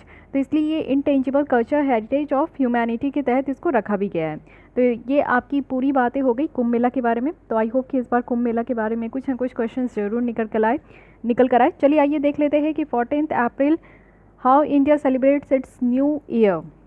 तो फेस्टिवल इन न्यूज़ देख लेते हैं कि कौन कौन सी है। तो सबसे पहले है रोंगाली बिहू, जहाँ पे भी बिहू आ जाता है तो वो आसाम की आपको फेस्टिवल देखने को मिलेगी, और इसको भोगांग बिहू भी कहते हैं। और ये मार्क करता है जब ये लोग रोंगाली बिहू सेलिब्रेट करते हैं, इट मीन्स कि आसामीज़ पीपल का ये न्यू ईयर है। उसके बाद Vaisakhi, Vaisakhi you everybody aware about this कि ये आपका फेस्टिवल है जो कि पंजाब में सेलिब्रेट किया जाता है। ये हिस्टोरिकल सिग्निफिकेंस है सिख्स के लिए, और जो गुरु गोविंद सिंह है जो कि 10th स्पिरिचुअल गुरु है सिख्स के, तो वो इस फेस्टिवल को चूज़ किए थे कि यहाँ पे खालसा को इस्टेब्लिश करने के लिए, तो इसको वैसाखी जैसा ये लोग सेलिब्रेट करते हैं। नाबा बरसा है, नाबा बरसा ये सेलिब्रेट किया जाता है वेस्ट बंगाल में, और इसको पायला बैशाख भी कहते हैं। ये सेलिब्रेशन है किसका, बंगाली कैलेंडर के अकॉर्डिंग जो है ये बंगाल का न्यू ईयर है। उसके बाद पुठांडू है, पुठांडू या पिरापू, तो ये दोनों पूछा जा सकता है, ये आपका तमिलनाडु में है। तो यहाँ पे आप देखो NDU, तो इस तरीके से डू है यहाँ पे, तो इस तरीके से थोड़ा बहुत कोडिंग वगैरह याद कर लीजिए आप लोग, क्योंकि जब एक बार क्वेश्चन आते हैं ना तो कंफ्यूज हो सकते हो। तो ये जो पुठांडू है ये तमिलनाडु का न्यू ईयर है, ठीक है। ये संगम लिटरेचर में भी इसकी आपको मेंशन देखने को मिलेगी। विशु है, विशु ये केरल का ही न्यू ईयर है, तो विशु से मे बी आप लोग कंफ्यूज हो जाओ, क्योंकि विशु ये सब नॉर्थ इंडिया की आपको वर्ड्स देखने को मिलेगी, साउथ इंडिया की नहीं है, तो शायद आप कंफ्यूज हो सकते हो, बट इसलिए मैं बार बार बता रही हूँ कि ये केरल का न्यू ईयर है। और इस फेस्टिवल में जो लॉर्ड विष्णु है और कृष्णा है इनकी पूजा की जाती है, इसलिए यहाँ पे विशु विशु, ठीक है। महाविशु संक्रांति है, तो ये उड़ीसा का न्यू ईयर है, और स्पेशल पूजा यहाँ पे कंडक्ट किया जाता है जो उड़ीसा में पुरी में आपको श्री जगन्नाथ टेम्पल देखने को मिलेगा। बहुत ही बड़ी, बहुत ही अच्छी टेम्पल है, कभी मौका मिले तो ज़रूर जाइएगा वहाँ पे। तो यहाँ पे इसका न्यू ईयर का सेलिब्रेशन होता है। फिर उसके बाद है सिख महोत्सव, तो ये आपको देखने को मिलेगा कि इसको सिग्मो भी कहते हैं, और ये गोवा में सेलिब्रेट किया जाता है फुल मून डे के टाइम में, और यूजुअली ये मार्च के मंथ में देखने को मिलेगा, और ये सेलिब्रेट किया जाता है होली के 2 वीक्स पहले। इसमें देखने को मिलेगा कि जो सीज़न चेंजेस होती है ना, विंटर टू समर, इस चीज़ को ये सेलिब्रेट करते हो, और पैडी हार्वेस्ट को भी सेलिब्रेट करते हैं। ट्रेडिशनल फोक डांसेस आप देख सकते हो, घोड़े मोदनी है, गोपा है, फुगाड़ी है, तो ये सब परफॉर्म किया जाता है यहाँ पे। साथ ही जोड़ शीतल की अगर हम लोग बात करें तो ये बिहार में है, और ये मैथिली न्यू ईयर के नाम से इसको जाना जाता है। यहाँ पे आप लोग देखो कि इस फेस्टिवल में पीपल्स काफ़ी चीज़ें डोनेट करते हैं, जैसे अर्थन पिक्चर जिसमें कि वाटर्स होते हैं, तो वाटर्स जो होते हैं वो यहाँ पे टेम्पल्स के जो पुजारी होते हैं उनको दिया जाता है। तो इस तरीके से ध्यान रखनी है। मैथिली की ये न्यू ईयर है। कुछ मिसलेनियस टॉपिक्स देख लेते हैं, जैसे कि यहाँ पे देखिए डिकिंसोनिया है। डिकिंसोनिया एक्चुअली यहाँ पे इंडिया की फर्स्ट फॉसिल ऑफ डिकिंसोनिया ये देखने को मिला कहाँ पे, तो भीमबेटका में। तो डिकिंसोनिया एक इसको कंसिडर किया जा रहा है कि अर्थ की सबसे पुरानी ये एनिमल है, ठीक है। तो इसलिए थोड़ा याद रखिएगा कि ये एनिमल्स हैं, और ये भीमबेटका में देखने को मिला जो कि मध्य प्रदेश में। तो भीमबेटका के बारे में भी देख लीजिए। भीमबेटका जो ये आपका केव्स है ना, ये विंध्यास माउंटेन्स के फुट हिल्स में, जो कि आपको मध्य प्रदेश में देखने को मिलेगा। भीमबेटका केव्स इसलिए इंपॉर्टेंट है क्योंकि ये यूनेस्को की वर्ल्ड हेरिटेज साइट्स में इसका मेंशन किया गया है। ये सबसे पुरानी केव देखने को मिलती है भीमबेटका की, जो कि बिलीव किया जाता है कि 12,000 ईयर्स से भी पुरानी है, और ये रेड और वाइट कलर में मोस्टली, ओके। फिर है Gandhi peace prize for the year 2019 और 20, ये अनाउंस हुआ है। तो 1920 ये याद रखना है कि 2019 की जो अवार्ड है वो यहाँ पे majesty Sultan Qaboos bin Said al Said of Oman को यहाँ पे दिया जा रहा है, और 2020 का बांग्लादेश का यहाँ पे बंगबंधु शेख मुजीबुर रहमान इनको दिया गया है। तो ये दोनों याद रखना है। एक्चुअली 2019 की आप लोग मिस कर सकते हो, बट 2020 की याद कर लीजिए कि बंगबंधु शेख मुजीबुर रहमान जो कि बांग्लादेश के हैं, उनको यहाँ पे गांधी पीस प्राइज़ दिया गया है। अब ये जो पीस प्राइज़ है ये 125th बर्थ एनिवर्सरी है, जो कि यहाँ पे महात्मा गांधी जी के याद में आपको देखने को मिलेगा, इसमें आपका दिया जाता है। साहित्य अकादमी फेलोशिप है, तो साहित्य अकादमी फेलोशिप की अगर हम लोग बात करें तो यहाँ पे स्कॉलर, राइटर, ट्रांसलेटर, क्रिटिक्स, और यहाँ पे जो प्रोफेशनल है वेलचेरू नारायण राव, इनको ये दिया गया है। तो ये जो साहित्य अकादमी फेलोशिप है ये हाईएस्ट लिटरेरी ऑनर होता है हमारे देश में, जो कि साहित्य अकादमी के द्वारा ये दिया जाता है। अब साहित्य अकादमी एक ऑटोनोमस ऑर्गेनाइजेशन है जो कि मिनिस्ट्री ऑफ कल्चर के तहत आते हैं, तो इसको भी ध्यान रखनी है मिनिस्ट्री, जो कि यहाँ पे लिटरेचर को काफ़ी प्रमोट करते हैं, जितनी भी लैंग्वेजेस है इंडिया में उसको, और इंग्लिश को भी यहाँ पे इंक्लूड किया जाता है, ठीक है। साथ ही देखिए प्लेस ऑफ वर्शिप एक्ट 1991 है, ये स्पेशल प्रोविज़न है। तो सुप्रीम कोर्ट के द्वारा सेंटर को ये कहा गया है, एक PIL यहाँ पे आपका दर्ज किया गया था, उसी को चैलेंज करते हुए कहा गया है कि ये जो कानून है इसकी कॉन्स्टिट्यूशनल वैलिडिटी को लेकर, तो इस कानून में प्रोहिबिट किया गया है, यानी कि कोई भी अगर आप लोग देखो कि किसी भी प्लेस ऑफ वर्शिप में अगर कोई भी यहाँ पे कन्वर्जन होता है और एक मेंटेनेंस प्रोवाइड करने के लिए बात की गई है, जो रिलीजियस कैरेक्टर है कोई भी जगह जहाँ पे पूजा की जाती है, और इसमें एक पॉजिटिव ऑब्लिगेशंस भी लगाया गया है कि जो भी रिलीजियस कैरेक्टर है हर एक जगह जहाँ पे पूजा की जाती है तो उसको यहाँ पे मेंटेन करना है। ओके, अयोध्या का जो डिस्प्यूट यहाँ पे निकल कर आया था ना, इसको इस कानून से बाहर रखा गया, इसलिए इसमें PIL आपका जो है फाइल किया गया था। जो ट्राइब की बात करते हैं, ये जो ट्राइब आप लोग देख सकते हो कि यहाँ पे कुछ लोग इस ट्राइब के जो है इंडिया, बांग्लादेश और म्यांमार में पाए गए। तो अगर ये कहा जाए कि जो ट्राइब सिर्फ इंडिया के ही है तो ये आपका इनकरेक्ट हो जाएगा, क्योंकि ये बांग्लादेश, म्यांमार में भी पाए जाते हैं। और रिसेंटली जो यूनिफिकेशन ऑर्गेनाइजेशन है जिनके द्वारा सेंटर को ये कहा गया है कि वो डायरेक्ट कर रहे हैं 4 नॉर्थ ईस्टर्न स्टेट जो कि म्यांमार को बॉर्डर करता है, और यहाँ पे कुछ लोगों को डिपोर्ट किया जा रहा है क्योंकि इंडिया में ऑलरेडी वो रिफ्यूजी जैसा रह रहे थे। मटाऊ कम्युनिटी की अगर हम लोग बात करें तो ये प्राइम मिनिस्टर जो है अपने बांग्लादेश के विज़िट में वो यहाँ पे जो मटुआ कम्युनिटी है, मेंबर्स ऑफ ओरांगकांडी, उनके साथ ये मीटिंग किए थे। तो ये याद रखना है कि बांग्लादेश में ये कम्युनिटी है तो वहाँ हमारे प्राइम मिनिस्टर गए थे तो मिले थे। उसके बाद है कुटिया कोंडस, तो ये पर्टिकुलरली वनरेबल ट्राइबल ग्रुप है जो कि उड़ीसा में है, और जो फैमिलीज़ है वो मोस्टली न्यूक्लियर और पेट्रियार्कल है, ठीक है, पुरुष प्रधान है। और जो एडोलेसेंट जो फीमेल्स होती है वो अलग रहती है, यानी कि जो यूथ डॉर्मिटोरीज़ है उसमें ये महिलाएं जो है, जो बड़ी महिलाएं हो जाती है, एडोलेसेंट हो जाती है, उनको यहाँ पे अलग रखा जाता है। तो ये पर्टिकुलरली वनरेबल ट्राइबल ग्रुप्स में काउंट होते हैं, तो इसको याद रखना है। कुंडिया कोंडस, तो ये उड़ीसा के हैं। तो मिलते हैं हम लोग नेक्स्ट लेसन के साथ, आज के लिए इतना ही। तो चलिए स्टार्ट करते हैं। ये मई और जून मंथ की जो करंट अफेयर्स है उसमें जितनी भी कल्चर की टॉपिक इंपॉर्टेंट है उसे हम लोग देख रहे हैं। तो फर्स्ट टॉपिक है जो कि काफ़ी इंपॉर्टेंट है, रिक्लाइनिंग बुद्धा। तो रिक्लाइनिंग बुद्धा इस तरीके से आप देख सकते हो, इस पोस्चर को कहते हैं, क्योंकि अब तक आपने जितने भी बुद्धा की स्टैचू देखी होगी वो सब सिटिंग पोस्चर में होगा, ठीक है, बट ये थोड़े से लेटे हुए पोस्चर में है जिसको हम लोग रिक्लाइनिंग पोस्चर कह रहे हैं। तो इसके बारे में देखते हैं कि कहाँ इसको बनाया गया है। इंडिया का अगर largest statue of reclining Buddha अगर हम लोग देखें तो इसको इंस्टॉल किया गया है बोध गया में, ठीक है, और ये भी बुद्धा इंटरनेशनल जो वेलफेयर मिशन टेम्पल है उसमें। ये रिक्लाइनिंग, अगर हम लोग बुद्ध की बात करूँ ये स्टैचू की, तो इसमें क्या रिप्रेजेंट किया जाता है। देखिए लास्ट टाइम में क्या हुआ, बुद्ध की जो यहाँ पे तबीयत थी, उनकी अगर हेल्थ की बात करूँ तो वो काफ़ी बीमार रहते थे। तो एक्चुअली इस तरीके का जो रिक्लाइनिंग बुद्धा का जो स्टैचू है ना, इससे ये रिप्रेजेंट होता है कि इनकी जो लास्ट इलनेस थी, लास्ट टाइम में जब ये बीमार थे, और इस फेज़ को हम लोग यहाँ पे परिनिर्वाणा कहते हैं, यानी कि ऐसा स्टेज जिसमें कि ग्रेट सैल्वेशन इन्होंने अटेंड किया डेथ के बाद। और ये सिर्फ ओनली अटेंड किया गया है इनलाइटेड सोल्स, यानी कि इनकी जो आत्मा थी वो इनलाइटेड थी, इसलिए इन्होंने जो है इस तरीके का ग्रेट सैल्वेशन का स्टेज जो है ये यहाँ पे अटेंड कर पाए, इसको परिनिर्वाणा इसे कहते हैं, ठीक है। तो आपसे अगर परिनिर्वाणा पूछ लिया जाए तो ये चीज़ें याद रखनी है। और साथ ही अगर इस स्टैचू की बात करें तो ये इसमें आपको देखने को मिलेगा कि राइट साइड से ये लेटे हुए हैं, और इनकी जो हेड है वो रेस्टिंग है एक क्वेश्चन के ऊपर, और इनका जो राइट एल्बो है इसके ऊपर एक क्वेश्चन आपको देखने को मिलेगा, ठीक है, और हेड है जो कि ये आपका राइट हैंड का जो क्वेश्चन है उसमें ये आपका लेटे हुए हैं। इसका मतलब है, इसका ये शो हो रहा है कि सारे जो विंग्स हैं उनके पास एक पोटेंशियल है कि अवेकन हो, और जो साइकिल ऑफ डेथ और रीबर्थ है उससे वो रिलीज़ हो। इट मीन्स कि आप देखो कि ये तो बिल्कुल सही है कि जिन लोगों का यहाँ पे बर्थ हुआ है उनकी डेथ होगी, ये चीज़ें, ये साइकिल है डेथ और बर्थ का, तो इस चीज़ को यहाँ पे शो किया जा रहा है। तो इससे आप लोग को ये जो रिक्लाइनिंग जो फेज़ है, ये जो रिक्लाइनिंग आपका पोजीशन है, इसको ध्यान रखिएगा। ये जो रिक्लाइनिंग बुद्धा है ये पहली बार गंधारा आर्ट में देखने को मिला था, ये पहला ऐसा आपको स्टैचू नहीं देखने को मिला, ये ऑलरेडी पहले से ही था। और जब कुषाण पीरियड पिक में था ना, तब उस समय ये रिक्लाइनिंग बुद्धा का ये कॉन्सेप्ट निकल कर आया था। इंडिया में अगर हम लोग देखें तो ये बिहार में अभी बनाया गया है बोध गया में, लेकिन इससे पहले जो अजंता केव्स है, और केव्स नंबर 26 है, जिसमें आपको देखने को मिलेगा कि 24 फुट लॉन्ग और 9 फुट टॉल स्कल्पचर्स बनाए गए हैं इस रिक्लाइनिंग बुद्धा का। और साथ ही साथ कुशीनगर में भी देखने को मिलेगा, जो आज के डेट में यूपी में, जहाँ पे बुद्धा ने सच में परिनिर्वाणा अटेंड किया था। यहाँ पे भी 6 मीटर लॉन्ग रेड सैंडस्टोन से ये बनाई गई है स्टैचू, ठीक है।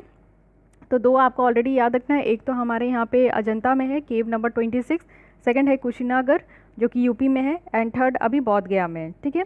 रिक्लाइनिंग अगर हम लोग बुद्धा की स्टैचू की बात करूं तो ये इंडिया में तो हम लोग 3 जगह देख लिए, लेकिन इंडिया के बाहर भी ये स्टैचू बहुत ही ज़्यादा फेमस है, श्रीलंका में और इंडिया में आप देखो तो बुद्ध को काफ़ी ज़्यादा माने जाते हैं और इनकी पोस्चर्स जो है सिटिंग पोस्चर ही मेनली देखने को मिलता है।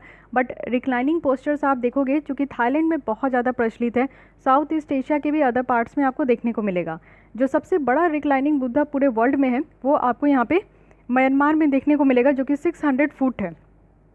ठीक है, तो ये भी आपसे पूछ लिया जाए कि सबसे बड़ी हमारे इंडिया में है, तो इस चीज़ से आप कंफ्यूज नहीं होना है। सबसे जो लार्जेस्ट रिक्लाइनिंग बुद्धा का जो यहाँ स्टैचू है वो म्यांमार में है। उसके बाद अगर हम लोग बमाला बुद्ध परिनिर्वाण देखें तो पाकिस्तान के खैबर पख्तूनख्वा जो प्रोविंसेस है उसमें भी देखने को मिलेगा।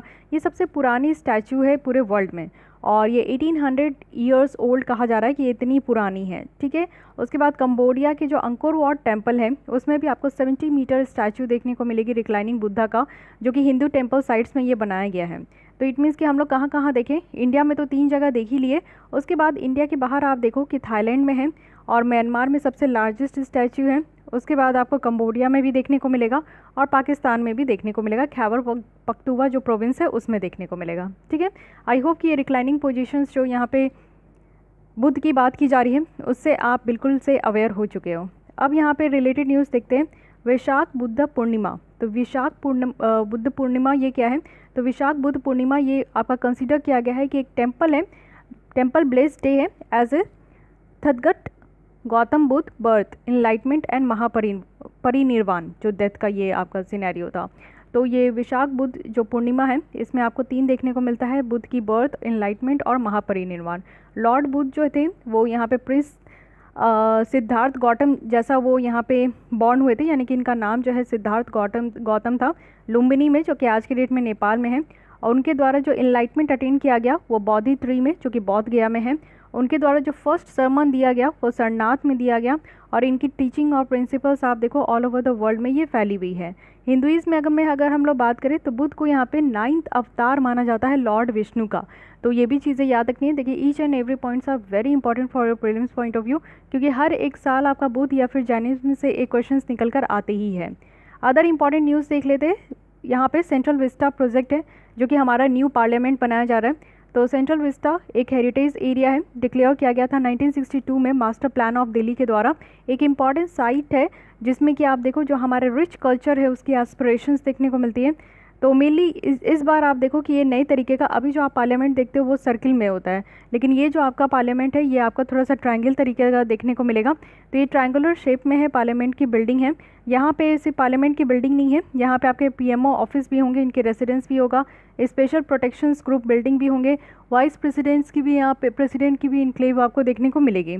सेंट्रल पब्लिक वर्क डिपार्टमेंट जो है वो यहाँ पे इस प्रोजेक्ट को एग्जीक्यूट कर रहे हैं, तो ये भी आपको याद रखना है। साथ ही अगर आए आगे तो यहाँ पे आप लोग देख सकते हो कि आज के डेट में जो पार्लियामेंट है वो 1927 में बनाया गया था और न्यू पार्लियामेंट जो बनाया जा रहा है इसमें बैठने की कैपेसिटी 900 है और 1200 यहाँ पे एमपीज़ होंगे। ठीक है, 900 और 1200 एमपीज़ होंगे। और जो एग्जिस्टिंग बिल्डिंग है उसमें इतना ज़्यादा आपको देखने को मिलेगा कि नहीं बैठाने की कैपेसिटी होती है, ना ही ये जो बिल्डिंग है ये अर्थक्वेक प्रूफ भी नहीं है। इट मीन्स कि अगर भूकंप वगैरह आएगा तो हमारी पार्लियामेंट गिर भी सकती है। लेकिन जो न्यू सेंट्रल विस्टा प्रोजेक्ट है उसके तहत जो हमारी पार्लियामेंट बनाई जा रही है वो यहाँ पर पूरी आप समझ सकते हो कि डिजास्टर रेजिलियंस इंफ्रास्ट्रक्चर बनाई जाएगी। ठीक है, और ये बनाया किसके द्वारा गया था, एडविन ल्यूटन थे और लुटियंस थे और हर्बर्ट बेकर्स थे जिनके द्वारा ये डिज़ाइन बनाई गई थी। तो ये भी याद रखनी है। फिर उसके बाद आप ये देख सकते हो पांडवलेनी केव्स। तो पांडवलेनी केव्स जो है अभी आर्कियोलॉजिकल सर्वे ऑफ इंडिया के द्वारा ये साइट को खोजा गया है और 3 मोर केव्स जो है वो यहाँ पे पाए गए हैं जिसको पांडवलेनी कहा जा रहा है। और ये कहाँ पे अभी खोजा गया है, तो नासिक जो कि महाराष्ट्र में है। अगर त्रिशमी केव्स की बात करूँ मैं तो त्रिशमी केव्स जिसमें कि 24 केव्स हैं और साथ ही साथ ये केव्स आपके वर्टिकल फेस ऑफ द हिल के जैसा है, यानी कि इस तरीके से सीधा ये खड़ा है और ये टूरिस्ट को काफ़ी अट्रैक्ट करते हैं। ठीक है, उसके बाद आते हैं हेलोक्लास्टी। तो हेलोक्लास्टी क्या है, तो हेलोक्लास्टी भी आप देखो एक रॉक पेंटिंग है जो कि काफ़ी पुराना है। इंडोनेशियन आइलैंड जो सुलावेसी ईयर्स का है उस समय का आपको ये देखने को मिलेगा। राजा पर्व है, तो राजा पर्व और मिथुना संक्रांति है, ये 3 दिन की फेस्टिवल है जो कि सेलिब्रेट किया जाता है उड़ीसा में। तो उड़ीसा वाले जो लोग हैं उनके लिए ये काफ़ी इंपॉर्टेंट हो जाता है। फिर है पुतुला नाच। तो पुतुला नाच इसमें आप देखो कि यूनिसेफ के साथ यहाँ पे कोलैबोरेट किया गया है और पुतुला नाच जो है ये आपका पपेट्री है और ये कहाँ का है, तो असम का है। आप देखते हो स्ट्रिंग पपेट्री जो है हर एक राज्य की अपनी अलग अलग नाम से जानी जाती है, तो उसको भी आप लोग को ध्यान में रखना है। बट ये असम से उसके बाद है टॉय काथन।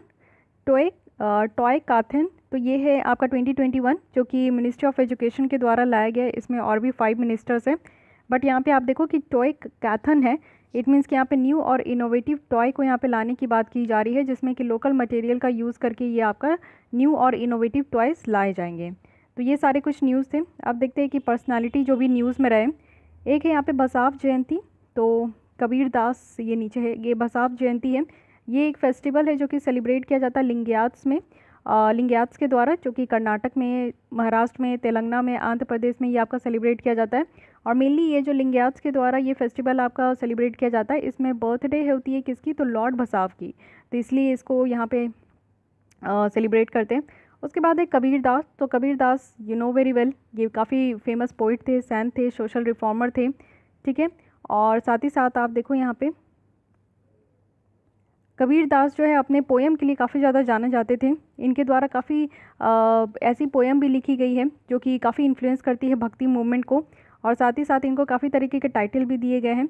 मेजर पार्ट अगर इनके वर्क का देखें तो 5th गुरु जो यहाँ पे गुरु अर्जुन देव है उनके द्वारा कलेक्ट किया गया है। गुरु तेग बहादुर है, तो 400 बर्थ एनिवर्सरी इनकी सेलिब्रेट की जा रही है। यंगेस्ट सन है ये गुरु हरगोविंद साहिब की, तो ये भी याद रखनी है। इनकी 115 हाइम्स जो है उसको इंक्लूड किया गया है गुरु ग्रंथ साहिब में। उसके बाद है ऋषि बंकिम चंद्र चट्टोपाध्याय। तो बंगाली जो मजिस्ट्रेट हैं जो कि यहाँ पे ब्रिटिशर्स के लिए काम कर रहे थे, उनके द्वारा पहली इंडियन नॉवेल लिखी गई इंग्लिश में, राजमोहन वाइफ्स। और इनकी जो काफ़ी फेमस नॉवेल है जो कि आनंद मठ है, जिसमें कि आप देखो यहाँ पे बंगाल्स की जो नेशनलिज्म है उनके ऊपर ये दर्शाया गया था। बाद में इसको और भी लैंग्वेजेस में पब्लिश की गई थी। फिर है रविंद्रनाथ टैगोर। इनकी बर्थ एनिवर्सरी को सेलिब्रेट किया गया था बंगाल में। और साथ ही साथ ये कंपोज़र है नेशनल एंथम के, हमारे देश के भी और बांग्लादेश के भी, तो ये भी याद रखना है।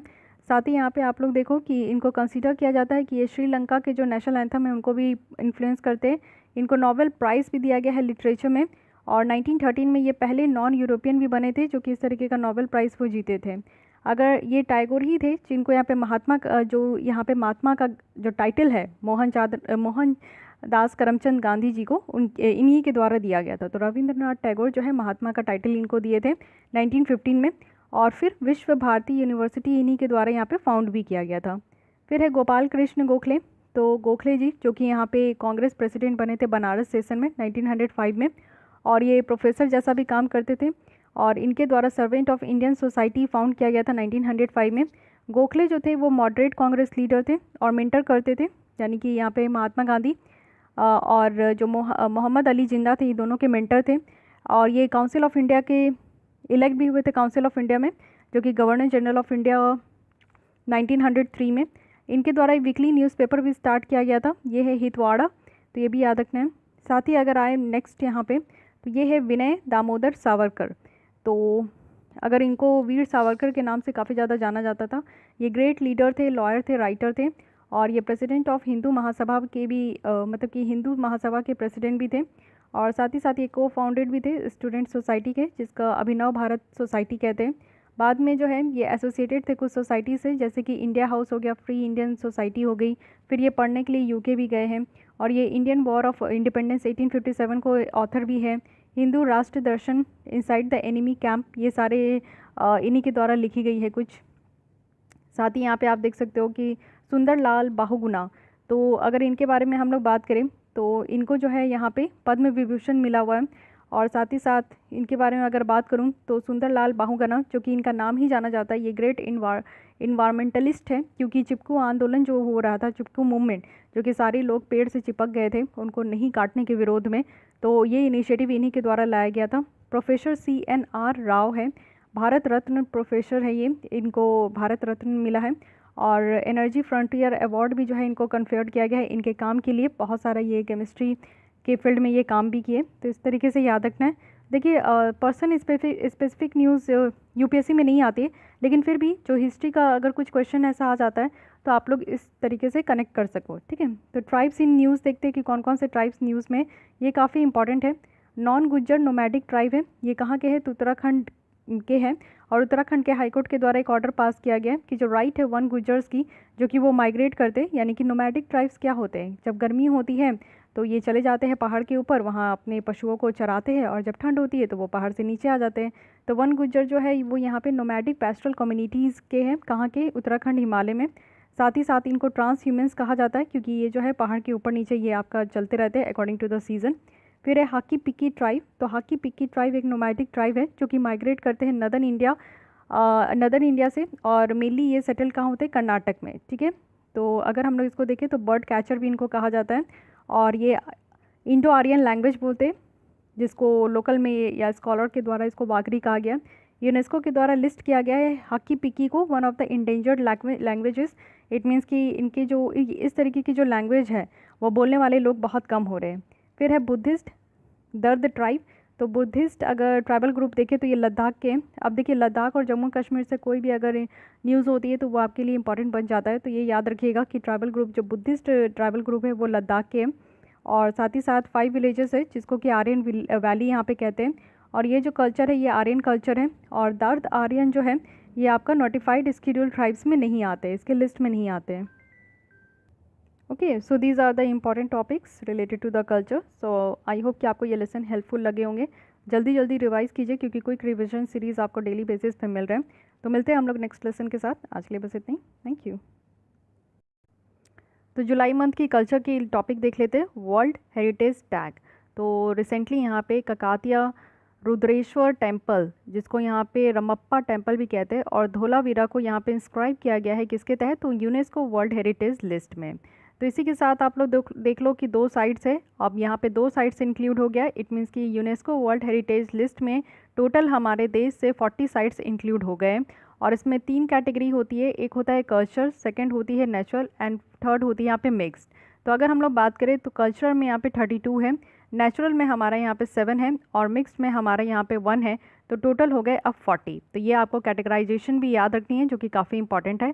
धोलावीरा की बात करूँ तो ये फर्स्ट साइट है हमारे एंशिएंट इंडस वैली सिविलाइजेशन के, जिसको ऐसा टैग मिला है, तो इसलिए भी काफ़ी इंपॉर्टेंट है। आइए देख लेते हैं यहाँ पे पूरी 40 जो साइट्स है वर्ल्ड हेरिटेज साइट्स में, उसको यहाँ पे बहुत अच्छे तरीके से दर्शाया गया है। तो एक एक करके आप लोग देख सकते हो यहाँ पे। तो ये है ग्रेट हिमालयन नेशनल पार्क, ठीक है। मैं 40 रिवाइज़ करा देती हूँ, इसको बार बार आप देखोगे तो ही आपको याद रहेगा। ग्रेट हिमालयन नेशनल पार्क है, और ये आपका हिमाचल प्रदेश में है। उत्तराखंड से अगर हम लोग देखें तो Nanda Devi and valley of flowers national park है। उसके बाद सिक्किम से अगर हम लोग देखें तो ये है कंचनजंगा नेशनल पार्क। फिर उसके बाद असम से आते हैं तो असम में है Manas wild life sanctuary and Kaziranga wild life sanctuary, ठीक है। उसके बाद अगर हम लोग इधर आते हैं तो आपको यहाँ पे दिल्ली से देखने को मिलेगा कुतुब कॉम्प्लेक्स, हुमायूं टॉम्ब और रेड फोर्ट कॉम्प्लेक्सेस हैं। उसके बाद अगर हम लोग बात करें तो चंडीगढ़ पंजाब से ये आपका कैपिटल कॉम्प्लेक्स है। फिर यहाँ पे अगर हम लोग राजस्थान वाली एरिया से देखें तो केवलाडो नेशनल पार्क है, जयपुर सिटी है, एंड देन यहाँ पे जंतर मंतर जयपुर है। गुजरात से देखें तो रानी की वाव है, धोलावीरा है, और हिस्टोरिकल सिटी ऑफ अहमदाबाद है, ठीक है। फिर उसके बाद आप लोग देख सकते हो कि मध्य प्रदेश से ये सांची स्तूपा है and rock shelter of Bhimbetka है। एंड देन यहाँ पे अगर आए दिल्ली में आप देख सकते हो आगरा में आगरा फोर्ट है, ताजमहल है, और फतेहपुर सिकरी भी है। बिहार में नालंदा है, बौद्ध गया है। तो अपने अपने राज्यों का याद कर लीजिए कि कौन कौन सी यूनेस्को लिस्ट में ये आपका इंक्लूडेड है। उसके बाद अगर हम लोग देखें मध्य प्रदेश में तो ये देख चुके हैं, खाजुराहो ग्रुप ऑफ मॉन्यूमेंट्स भी हैं। एंड देन यहाँ पे महाराष्ट्र में आए तो महाराष्ट्र में बहुत सारे हैं। सबसे पहले है Victorian and art deco ensembles of Mumbai, Elephanta caves है, छत्रपति शिवाजी यहाँ पे टर्मिनस है, एलोरा केव्स है, एंड देन यहाँ पे आपका अजंता केव्स है। एंड देन यहाँ पे अच्छा ये चंपानेर भावागढ़ आर्कोलॉजिकल पार्क, ये आपको गुजरात वाले एरिया में देखने को मिलेगा। एंड देन यहाँ पे आते हैं तेलंगाना में, जो कि ककाटिया रुद्रेश्वर टेम्पल है। तो ये याद रखना है कि अभी ये तेलंगाना की यहाँ पे मिली है ककाटिया रुद्रेश्वर टेम्पल, एंड गुजरात का ये धोलावीरा है, ठीक है। उसके बाद आप देख सकते हो यहाँ पे महाराष्ट्र और कर्नाटक के बॉर्डर में है, ये है चर्च, यहाँ पे ये गोवा का है, ठीक है। तो church and convent of Goa. उसके बाद हम्पी है, एंड देन यहाँ पे पटाडल है, ये कर्नाटक का आपको देखने को मिलेगा। फिर उसके बाद नीचे आते हैं, यहाँ पे आपका तमिलनाडु में है चोला टेम्पल, एंड देन यहाँ पे महाबलीपुरम, फाइन। उसके बाद अगर हम लोग यहाँ पे देखें वेस्ट बंगाल में, तो वेस्ट बंगाल में आपका सुंदरबन नेशनल पार्क है, उड़ीसा की सन टेम्पल है। तो ये हो गई टोटल 40 जो कि यूनेस्को की वर्ल्ड हेरिटेज साइट्स में लिस्टेड है। तो अभी न्यूज़ में जो है उसके बारे में तो आप लोग को देखना ही है, लेकिन समटाइम्स यूपीएससी आपके लिए क्वेश्चन टफ करने के लिए क्या करती है कि पीछे की जाकर क्वेश्चन पूछ लेती है, ठीक है। हिल्स ऑफ राजस्थान और हिल्स फोर्ट आप देखो तो जैसलमेर हिल है, उसके बाद रैंथमबोर फोर्ट है, और ये गैगरॉन फोर्ट है, कुंभलगढ़ फोर्ट है, चित्तौड़गढ़ फोर्ट है। माउंटेन रेलवे ऑफ इंडिया अगर हम लोग देखें यहाँ पे तो कलका शिमला रेलवे है, दार्जिलिंग हिमालय रेलवे है एंड नीलगिरी माउंटेन रेलवे है, ठीक है। तो इस तरीके से ध्यान रखना है। चलिए आइए आगे देखते हैं कि क्या यूनेस्को टैग का क्या मतलब है। अगर यहाँ पे ये सारे जितने भी साइट्स है उसको इंक्लूड किया गया तो इसका क्या मतलब है। इसका मतलब होता है कि देखिए किसी भी अगर साइट्स को इंक्लूड कर दिया जाता है यूनेस्को के वर्ल्ड हेरिटेज साइट्स में तो इसकी नेशनल और इंटरनेशनल टूरिज्म जो है वो बढ़ जाती है, और इसका हिस्टोरिकल जो साइट्स है इन सारे राज्यों में तो वो भी यहाँ पे प्रिजर्व रहता है। साथ ही हाई नंबर ऑफ टूरिस्ट जो है वो ऑटोमेटिकली ट्रांसलेट हो जाती है बेटर एमिनिटीज़ में। यहाँ से आप देखो कि जो भी अगल बगल के कम्युनिटीज़ होते हैं उनको ज़्यादा मनी अर्न करने का यहाँ पे ज़रिया मिल जाता है, क्योंकि उस सारे जगह पे अगर टूरिस्ट आएंगे तो वो छोटी मोटी अपनी दुकानें लगा लेते हैं कुछ कुछ बेचने का। तो बाहर से टूरिस्ट अगर घूमने आते हैं तो वो ज़रूर खरीदते हैं, तो यहाँ पे कम्युनिटी की भी वेलबिंग हो पाती है।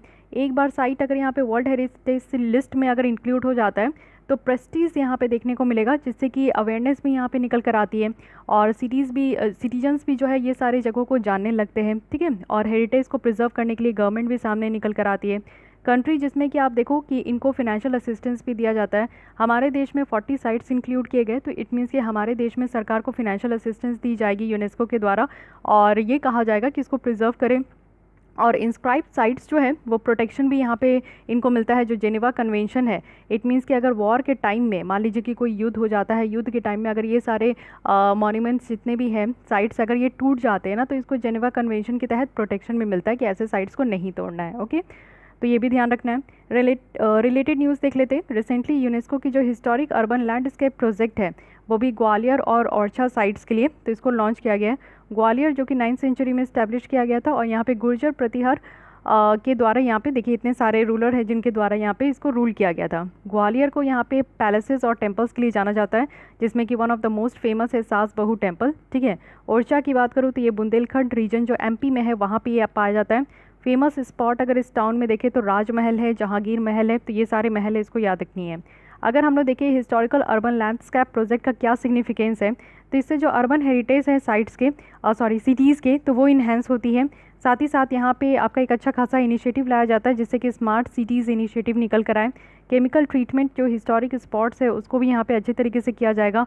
यूनेस्को भी यहाँ पे बेस्ट मेजर्स और रिसोर्सेज सजेस्ट करती है कि किस तरीके से ये सारे साइट्स को प्रिजर्व करके रखना है, बेटर इसको बनाना है, ठीक है। और भी रिलेटेड न्यूज़ है, ये देख लेते हैं। ये है Liverpool pool was removed from world heritage list. तो यूके का है ये लिवरपूल, तो इसको अब हटा दिया गया है।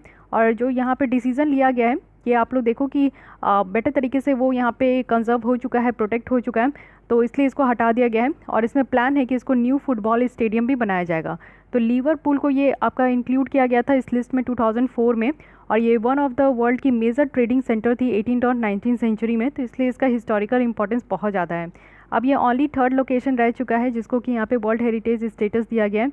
अरेबियन यहाँ पे आप देखो कि सेंचुरी इन ओमन है, और एल्बे वैली इन जर्मनी है, जो कि इसके अलावा 2 है जो कि यहाँ पे वर्ल्ड हेरिटेज साइट्स की जो स्टेटस थी वो लूज़ कर चुकी है। तो सबसे पहला तो लिवरपूल है यूके का, उसके अलावा ओमन का ये है, इसको भी बाहर निकाल दिया गया है। उसके बाद जर्मनी का ये आपका एल्बे वैली है, इसको भी बाहर निकाल दिया गया है। तो ऐसा नहीं है कि एक बार वर्ल्ड हेरिटेज साइट्स में अगर नाम इंक्लूड कर दिया जाए तो दोबारा इसको बाहर नहीं कर सकते, बाहर भी कर सकते हैं। और ये 3 यहाँ पे साइट्स बाहर हो चुकी है, एक यूके की है, एक दूसरी जर्मनी की है, 3rd यहाँ पे ओमन की है। Fine, coming to the next topic जो कि है रुद्रेश्वर टेम्पल।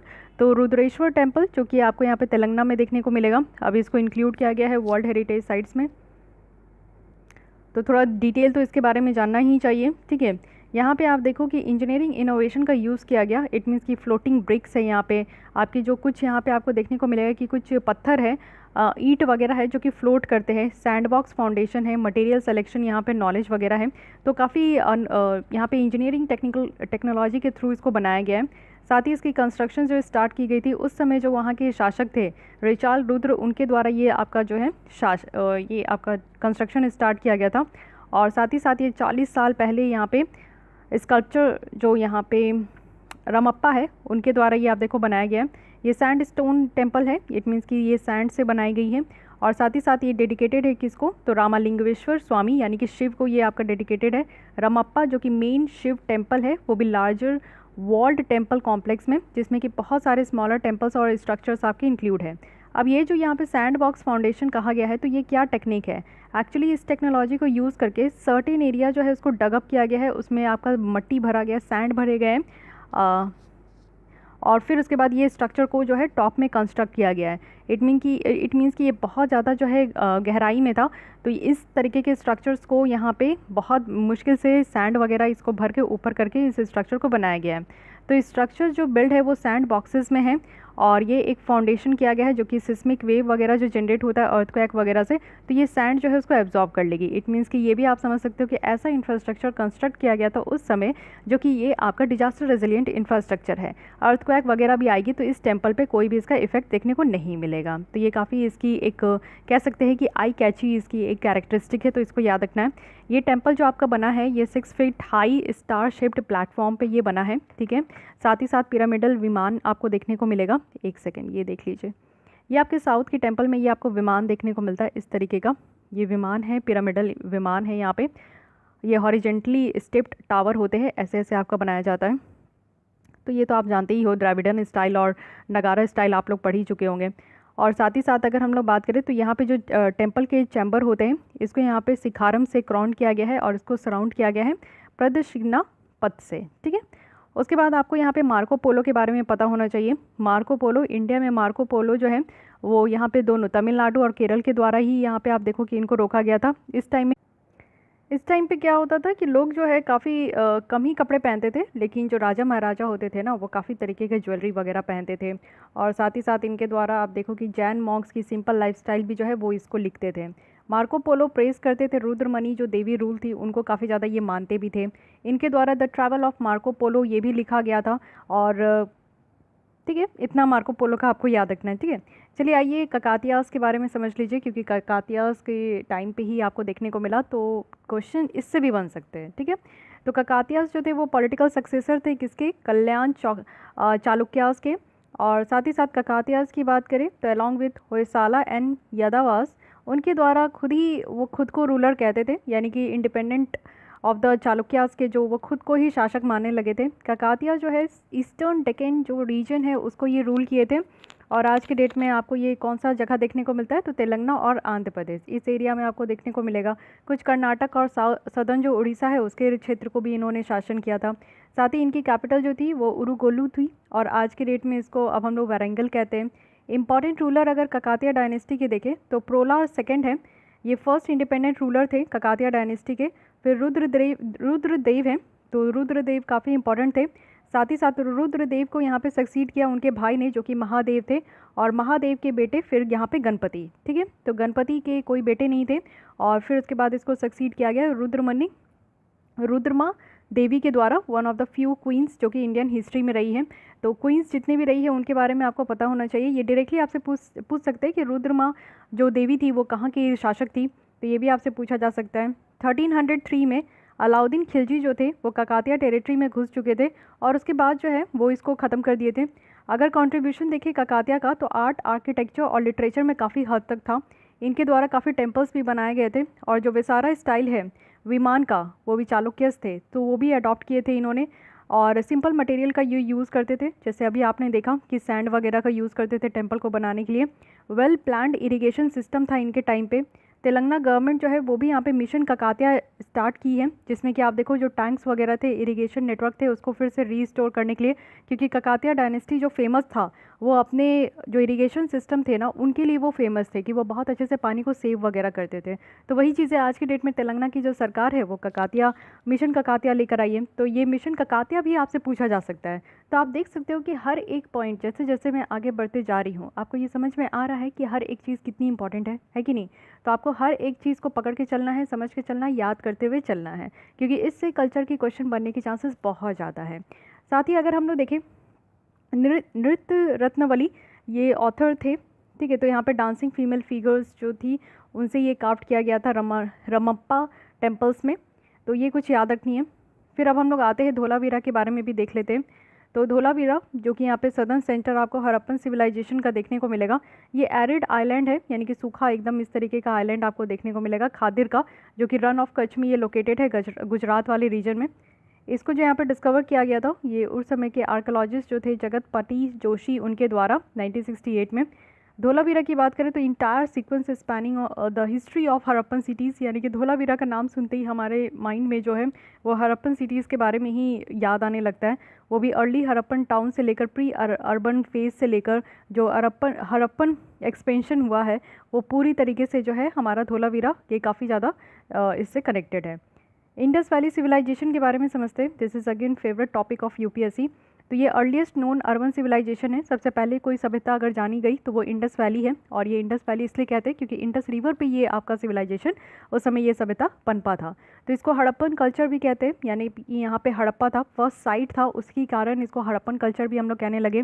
और ये एक ब्रॉन्ज एज सिविलाइजेशन था। 3 डिस्टिंक्ट फेज देखने को मिला, early Harappan phase, mature Harappan phase and then later Harappan phase. ठीक है। 4 कंटेम्प्रेरी अर्बन सिविलाइजेशन की अगर बात करें तो यहाँ पे इजिप्ट, मेसोपोटामिया और चाइना भी थे। साथ ही साथ इंडस वैली सिविलाइजेशन पीपल की बात करें तो वो यहाँ पे ज्योमेट्रिक कैलकुलेशन जानते थे। आप समझ सकते हो कि कब के लोग थे। आज के डेट में हम लोग स्कूल में पढ़ते हैं ये ज्योमेट्रिक कैलकुलेशन, बट ये चीज़ें वो ऑलरेडी जानते थे। मेजरमेंट की स्टैंडर्ड्स भी वो जानते थे। ठीक है। उसके बाद आप देखो कि एक सरप्लस और कॉम्प्लेक्स इकॉनमी थी, ट्रेड वगैरह बहुत अच्छे से करते थे, कमर्शियल लिंक था इनका साउथ इंडियन एशियन से लेकर वेस्ट एशिया तक। और कुछ मेजर साइट्स आप इंडस वैली सिविलाइजेशन की देख सकते हो जो कि मैप में ये शो किया जा रहा है। तो आइए मैं आपको यहाँ पे दर्शन करा ही दे रही हूँ। और ये आपसे डायरेक्टली पूछ लिया जाता है कॉड डीजी। ये मुझे यहाँ पे याद आ रहा है कि 2018 और 19 में एक कॉड डीजी पूछ लिया गया था, क्योंकि उस समय ये डिस्कवर्ड करके कुछ यहाँ पे कुछ तो यहाँ पे था कि कुछ खोजा गया था यहाँ पे, मुझे एग्जैक्टली याद नहीं आ रहा, बट ये कॉड डीजी पूछा गया था। ठीक है। तो काफ़ी इंपॉर्टेंट है। मोहनजोदारो यहाँ पे धोलावीरा आप देख सकते हो इसकी लोकेशन। ठीक है। फिर यहाँ पे आपका लोथल है गुजरात में। फिर उसके बाद आप देख सकते हो यहाँ पे राजस्थान वाले रीजन में कालीबंगन है। और फिर यहाँ पे पंजाब वाले रीजन में राखीगढ़ी है, ये भी आप देख सकते हो बानावाली है। हड़प्पा यहाँ पे है। तो हड़प्पा आज के डेट में पाकिस्तान में आपको देखने को मिलेगा। मोहनजोदारो भी पाकिस्तान में, कॉट डीजी भी बाहर ही है, और साथ ही साथ चानूदारो भी आपका बाहर ही है। यहाँ ये सब पाकिस्तान वाला रीजन है, तो इसलिए इसको याद रखना है। फिर उसके बाद नागेश्वर है जो कि यहाँ पे आपको ये वाले रीजन में देखने को मिलेगा। तो ये सारे रीजन हैं जो कि काफ़ी फेमस है इंडस वैली सिविलाइजेशन की अगर हम लोग बात करें तो। आई होप कि आप लोग हिस्ट्री की जो तमिलनाडु की क्लास 11 की बुक है उसे आपने पढ़ा होगा। मेरी लेसन है यूट्यूब चैनल पे, तो ज़रूर आप लोग इस चैनल पे जाकर उसे देख लीजिए। इंडस वैली सिविलाइजेशन ही यहाँ पे सेकंड चैप्टर था, तो काफ़ी बेटर तरीके से मैं वहाँ पे समझाई हूँ। थोड़ा सा ये मुझे उस समय मैं बाय मिस्टेक इस तरीके से कह दी कि जो इंडस रिवर है वो आपका ओरिजिनेट होता है यहाँ से, और मैं इसका डायरेक्शन उल्टा बता दी थी, जबकि ये आपका जो है इस तरीके से यहाँ पे जो ग्लेशियर है उससे ओरिजिनेट होकर वापस ये यहाँ पे आता है, पाकिस्तान में आता है। बट ये मैं डायरेक्शन अपोजिट बता दी थी, तो कोई बात नहीं, ये मिस्टेक हो जाती है, you should understand it. But चलिए आगे बढ़ते हैं। की फीचर्स हम लोग धोलावीरा की देख लेते हैं। टाउन प्लानिंग थी, यहाँ पे 2 पार्ट आपको देखने को मिलेगा, वॉल्ड सिटी और सिमेंट्री, जो कि वेस्ट ऑफ द सिटीज़ में था। वॉल्ड सिटी थी, दीवार वाली पूरी सिटी ये आपके बनाई गई थी। 45 कैसल थे और ये अटैच था 45 बैली से भी, और सीरीज़ ऑफ रिजर्वायर था। उस समय आप जानते हो ना कि पहले के समय में इस तरीके का जब आप देखोगे तो ऐसे बड़े बड़े आप देखो कि इस तरीके का ईंट का ही बनाया जाता था सब कुछ, बड़े बड़े यहाँ पे आपके लंबे लंबे ये दीवार बनाए जाते थे। तो यही सारी है कि यहाँ पे आप देखो कि टाउन प्लानिंग थी, हर एक जगह पहले प्लान किया जाता था, फिर उसके बाद टाउन बनाई जाती थी। जैसे हमारे देश में आप जयपुर देख लो, जमशेदपुर देख लो झारखंड का, ये सब प्लान सिटी है। ठीक है, प्लान करके बनाया गया है। वाटर मैनेजमेंट कंजर्वेशन सिस्टम इनका बहुत अच्छा था। 2 सीजनल स्ट्रीम यहाँ पे वाटर प्रोवाइड करते थे, तो पानी की कमी होती थी, लेकिन फिर भी इनको पानी की कमी कभी महसूस नहीं होती थी क्योंकि वाटर मैनेजमेंट बहुत अच्छे से करते थे। आर्टिस्टिक और टेक्नोलॉजिकल एडवांसमेंट आपको देखने को मिलेगा यहाँ पे। और स्ट्रैटेजिक लोकेशन तो है, लोकेशन आपको आइलैंड ऑफ खादिर में देखने को मिलेगा, और यहाँ पे डिफरेंट मिनरल्स और रॉ मटेरियल सोर्सेज भी मिलते हैं, जैसे कॉपर, शेल, ये सब हो गए। फैसिलिटेट है इंटरनल और एक्सटर्नल ट्रेड यहाँ पे। साथ ही अदर फीचर्स अगर हम लोग देखें तो कुछ सेटलमेंट्स है, जैसे कि सुरकोटाडा, जूनी कुरान जो कि गुजरात का है, ये काफ़ी ज़्यादा कंसिडरेबल इंस्पिरेशंस है जो कि धोलावीरा से यहाँ पे हम लोग को मिलता है। एक स्ट्रैटिफाइड सोशल ऑर्डर है जो कि यहाँ पे डिमॉन्स्ट्रेट किया गया है। वॉल्स वगैरह है जो कि सैंडस्टोन लाइमस्टोन से बनाए जाते हैं। कुछ यूनिक फीचर्स अगर हम लोग धोलावीरा की बात करें तो यहाँ पे कास्केडिंग सीरीज़ है वाटर रिजर्वायर का। आउटर यहाँ पे फोर्टिफिकेशन है, 2 यहाँ पे मल्टीपर्पज़ ग्राउंड देखने को मिलेगा। तो इस तरीके से आप समझ सकते हो कि काफ़ी ज़्यादा ये सर्वगुण संपन्न जगह था। ठीक है, तो आई होप कि आपको ये लेसन अच्छे लगे होंगे। तो यहाँ पे हमारी जो कल्चर है वो कंप्लीट हो गई। नेक्स्ट हम लोग मिलेंगे नेक्स्ट आर्टिकल के साथ। तो आज के लिए बस इतना ही। अगर आपको ये लेसन सब हेल्पफुल लग रहे हैं कोई रिवीजन सीरीज़, तो उसके लिए आप लोग लाइक कर सकते हो, हमारे चैनल के साथ जुड़ सकते हो, क्योंकि जब तक प्रीलिम्स 10 अक्टूबर को है, 9 अक्टूबर तक आप लोग को ये क्विक रिवीजन सीरीज़ आप लोग को मिलते ही रहेंगे। तो जितना रिवीजन आप कर सकते हैं ज़रूर कीजिए, क्योंकि revision is the key to success. Okay, तो मिलते हैं कल हम लोग इसी टाइम पे। आज के लिए बस इतना ही। Thank you.